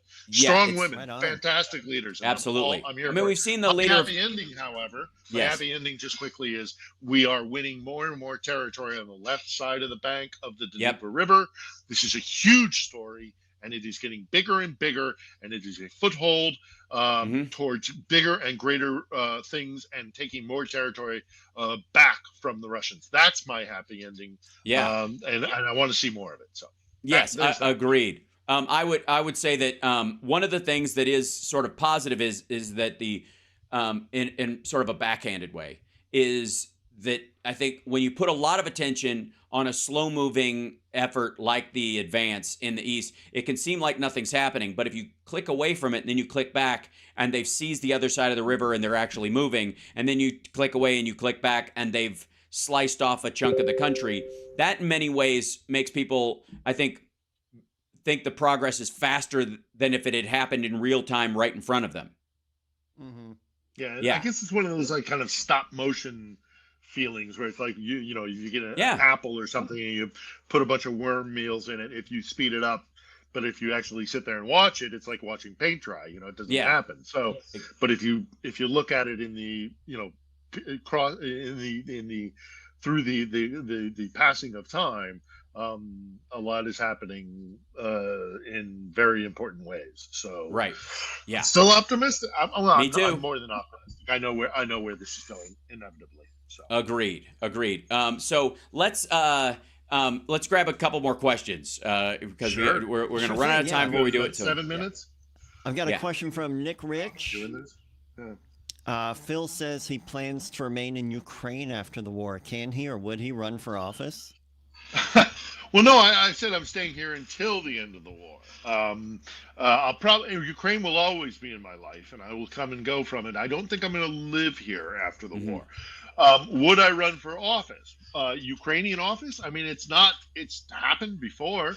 The Minister of Health, a woman by the name of Ulana Supran, She of Ukrainian descent, but it was an American. Never stepped foot here, to my knowledge, before 1991. She eventually did run for and become the Minister of Health. So it's possible I could do it. I don't know what office. We'll take a poll. What office should I run for? Oh, Grand Poobah. Yeah, I'm down for being Grand Poobah. See, I also think you'd fit right in to just go to Michigan, be a mayor, and enjoy yourself a little bit. A small town mayor. That's a good gig. Sensible policies. Sensible policies for a sensible Sayersville or whatever. There you go. Yeah. Right. Saginaw. That's right. That's right. All right. Let's grab another one, Johnny, if we can. Yeah, I've got one from Sultan Greece. Can Phil talk about the removal of Soviet statues in Ukraine? Yes, I can. That is an increasingly that's happening a lot. Increasingly occurring thing, and it has been for quite some time. As a matter of fact, the one that pops to mind right now is that there was a Soviet monument to. This is a sad story, unfortunately for the happy ending, but nevertheless, it's true. So, there was a Soviet memorial park to the. Adjacent to the main cemetery in Lviv, and they have ripped that down, and they are now sadly making it into more graves. But they needed the territory, so they got rid of the Soviet thing. Made the Russians furious. There's a whole park here where they used to commemorate what's called hero cities within the Soviet Union. Ukraine has taken down all of the ones that were Russian and replaced them with Ukrainian cities. But this goes further back than just Soviet identity. This goes back into colonial and imperial Russia. The great poet laureate of Russia, Pushkin. Many of Pushkin's statues and streets that are named after Pushkin are being replaced. Even down in Odessa, the founder of Odessa, Catherine the Great, her statue has been taken down. So this isn't just Soviet identity. This is identity of Russia as a colonial master of Ukraine that they are trying to get rid of. So great question, happening all over the place. Go check out my vlog from Odessa, the latest one I did where I talk about pulling down that statue. There's a lot of parallels between that and sort of the Confederacy statues in the United States coming down, and this and the illusion that everybody who supports those statues saying that, well, these are first, but next you watch, all statues are going to come down because of some anti-graven image thing that supposedly the other side has. Which is just the Russians stupid. are furious. Yeah. The Russians are furious, and the Ukrainian answer is, we are not part of your empire anymore. Right. And we not only are we're not going to forget our history, but we're not going to commemorate it or make it. We're not going to admire it because from our perspective, we were oppressed and colonized by you, and we're not going to celebrate that. So that's their perspective on things. And you're right. There is a connection there with the Confederacy. There's also a connection to many European powers that had empire. Have revisited taking down some of the statues of their imperial, like the Rhodes. There's a guy in Britain by the name of Douglas Rhodes, I want to say was his first name, who created Rhodesia, which is now called Zimbabwe. He was a vile conqueror of African lands, and the Brits have looked back and said, you know what, this is not a guy we need to be putting up on a plane. Right. So we're not going to forget that it happened, but we're going to take him down. There you go.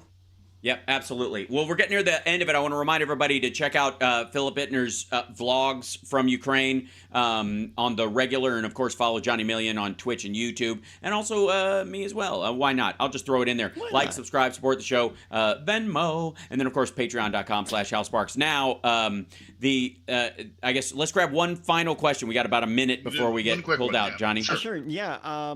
Mountain Lady asks, what keeps pulling you back to the Ukraine? Is it professional or private?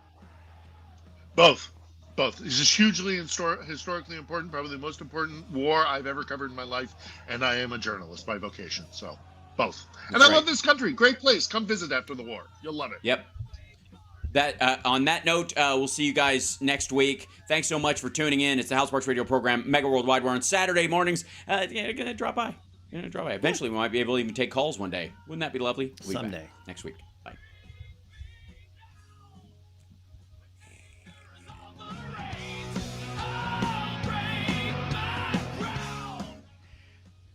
Thank you, Chicago. There we go. Chicago. Thank you guys. Sorry for the hitting of the delay. Sorry, I apologize. Won't happen again. Once in 13 years, not too bad. But a flame being what it is. Thanks so much. Oopsie doodle. Yep. Can I show you guys one story that I don't know that it qualifies as a happy. Now I've got to get ready for a little bit more construction on my side, Hal. I know you got to go. So one more thing I'm going to show you real quick, and then I'll let you guys both go. This story just makes me happy. This is basically a burn down story about since the sexual assault allegations against him. And usually, there's a little fluff story where they're like half and half it and other stuff, or they'll, jump in and kind of explain this. I want to show you the size of this story. And they had the shorthand. This is the links to the sexual assault allegations against him. These are the other sub stories about that. Wait. Terrible person. Terrible human being. Look at it. It's a friggin' book. Look at this. Yeah, that's fantastic. Good. They are finally. Here's what happens. This is what happens when people have been giving you a pass for a long time. Yeah. And you've been sidestepping reality and floating on BS like Trump, and Brand is very similar in this issue, around this. And then finally the work of it. This is the last article I saw like that I think it was in the New Yorker or Vanity Fair or something, was about Bill Cosby when it finally hit. Yeah. Right. He's done. Yeah. Everything else had been a blurb. So, anyways, love you guys. Take care. See you next time. Wednesday? Yes, Wednesday. We're good. Wednesday? Yep. Okay. Absolutely. Take care. Okay. Oh, didn't get to say goodbye to Johnny. Okay. All right. See you later. Okay. Bye. And thank you guys. Hi, chat room. Hold on. Let me jump in and say hi to you guys real quick. It's a short story. Holy smokes, right? I didn't get a chance to I haven't had a chance to read this one. It came up in my feed, and I was like, no, maybe this is a happy ending thing because they're finally reading it. And I was like, Jesus, the length of that story is it's brutal. And it breaks down like why he got bought up by Rumble and his BS. And let me show you my favorite picture. Hold on, it's this one right here. This is the picture of him the day the story dropped. About the sexual assault stuff, and he had a show at Wembley Park, at the Troubadour Wembley Park Theatre in London, and then that's him on his phone in the car leaving with with this stuff starting to stack. Oh, just icky person, and and it's interesting. This is one thing, it's kind of like Alex Jones and his Sandy Hook shit. I don't have any qualms about pointing out what a piece of shit human being Alex Jones is. He's comically ridiculous and mean-spirited, and of course, everything he talks about is absolute, is just lies. You can't put too fine a point on it. He's just a liar, just lying bullshit, because if anything he said was true, he'd be dead by now. Right? You either are, if the Illuminati is real and they don't like what you're saying, then you'd be dead. If the Illuminati is real and they don't mind what you're saying, then you either work for them or you're a useful idiot, right? And if they don't exist at all, you're a lying piece of shit tick who's making money off of people's paranoia, fear, and you're motivating people with hatred and all that other shit. You're just gross for gross sake. So across the board, on all fronts, just fucking Agenda 21, fucking Y2K, Jesus Christ. How wrong does this dumb fuck have to be? Right? Before people are like, I've been watching this guy for years, and none of that shit panned out. You've been asked twice to join the Illuminati on Twitter? Well, that's where they hang out, I guess. That's where they would, or whatever. How is he selling this on his podcast? on apparently he's not selling anything on his podcast. All of his, he used to have a bunch of advertisers. They're all gone. Now, Russell's a millionaire. So a multi-millionaire. He's the king Marxist millionaire out there.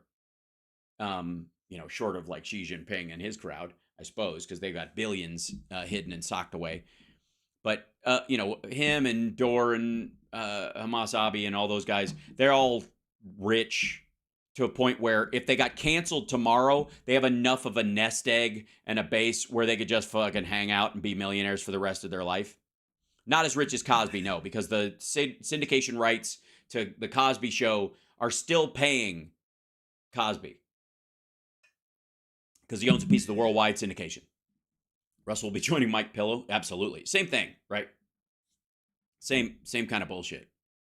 Just, they've got enough money that they don't need money anymore, and the thing is that's what keeps them as gadflies and around for a while, or allows them to rehab themselves after time passes, because they can still show up with their teeth brushed and their hair parted and their fucking clothes look either relatively nice or as frazzled as they always did. They can keep themselves in the manner to which they have grown accustomed.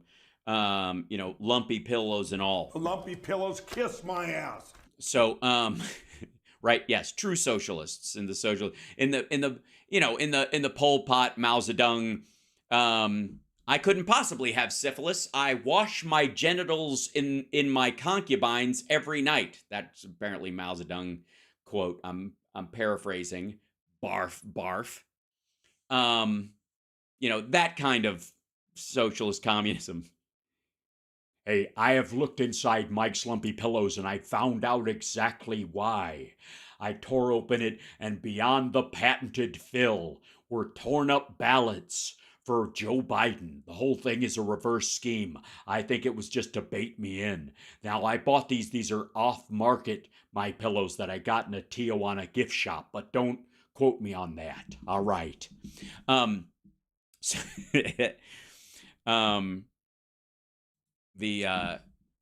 Meanwhile, hold on. I there we go. Thanks very much.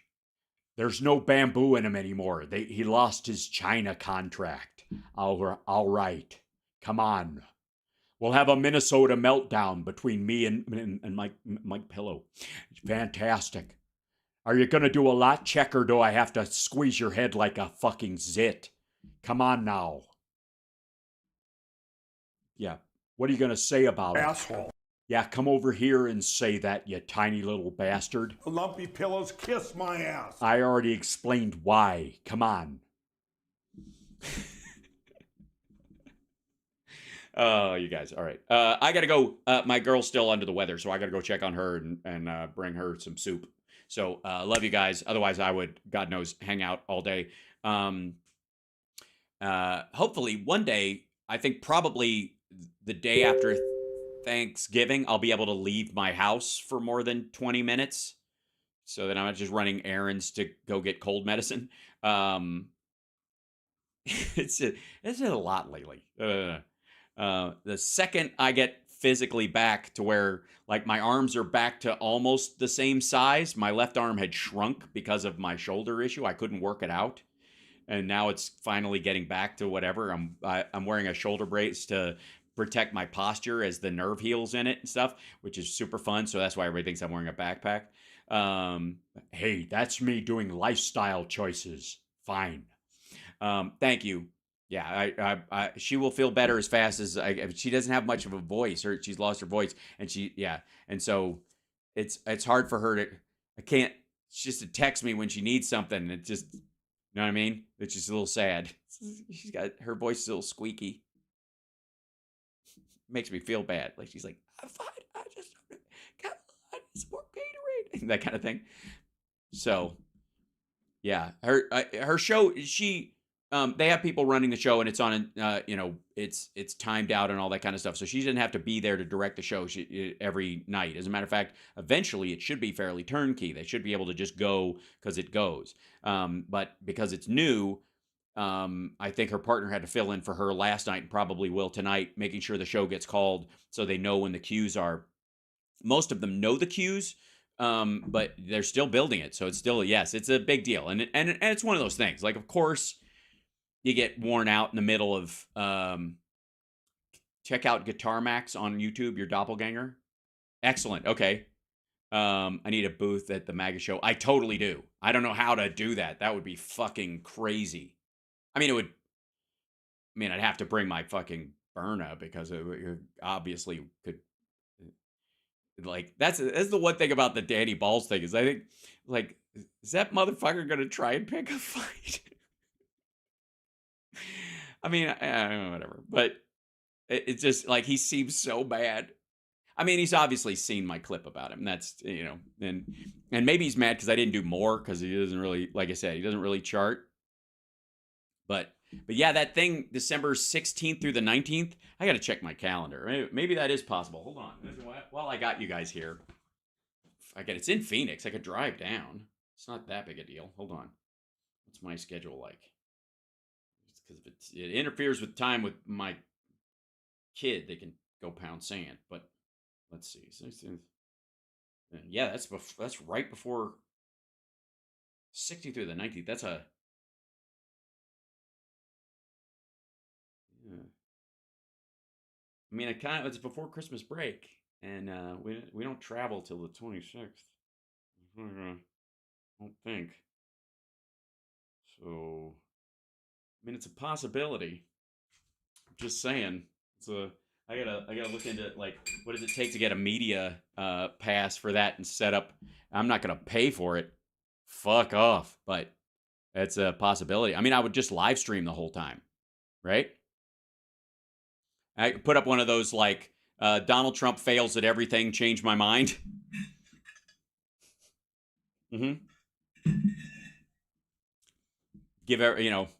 Wear a dark Brandon shirt. And I mean, the thing is, like, it's like, the odd part is, like, if Crowder or somebody showed up at a liberal event, you'd have some people screaming at him or whatever, but he wouldn't be in danger physically. There's a chance that these mobby assholes would go Jan 6. Yeah. So that's a bit of a concern. Can I get some chicken wire at the very least for the show? We're the good old Blues Brothers boys band from Chicago, and I got to practice singing Rawhide.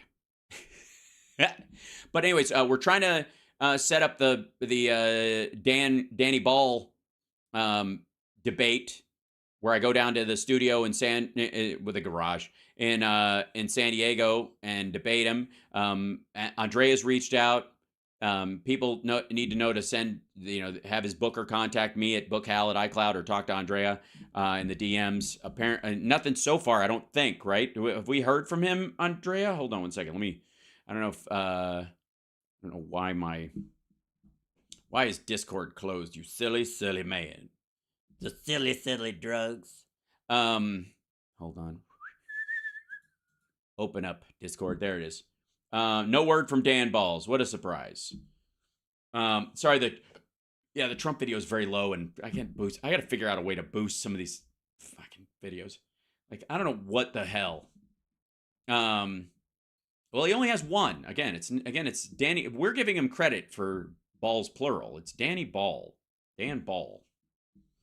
Which sounds like jump ball or down ball, or where the down balls go. Whoa, whoa. Where the Dan balls go. Yeah.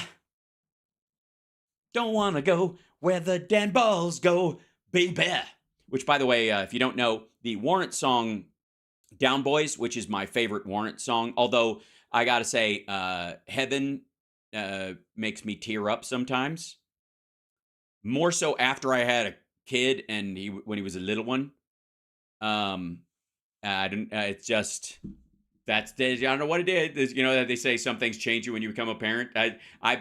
Some things make me tear up that never did before. Right. That's one of them,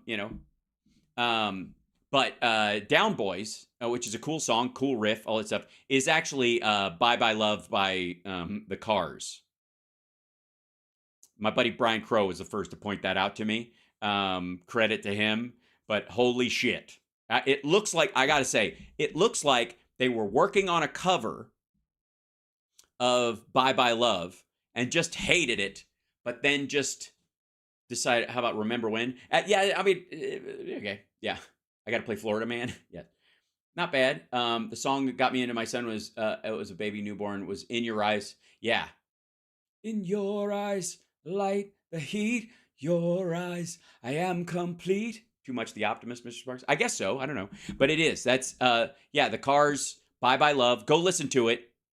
The opening is hilarious. Boom, boom, boom, boom, bam, boom, boom, boom, bam, boom, bam, like it's the same song. Anyways, all right, I gotta go take care of my girl. You guys are awesome, but you're not. Yeah, I love you guys, but not as much as I love her. Sorry, it's just we gotta recognize there are limits on our relationship, and I love her, and there's a specific reason why I love her, because she does this thing with.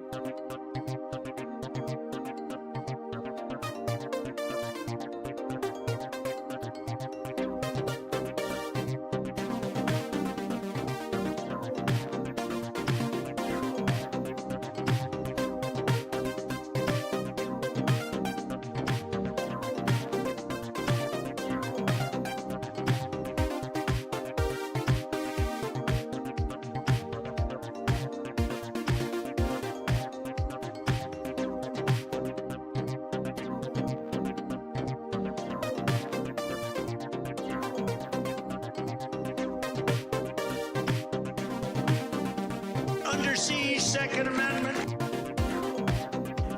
Oh, yeah, that's normal. We are going to be a country no more. I actually think it will be a country no more.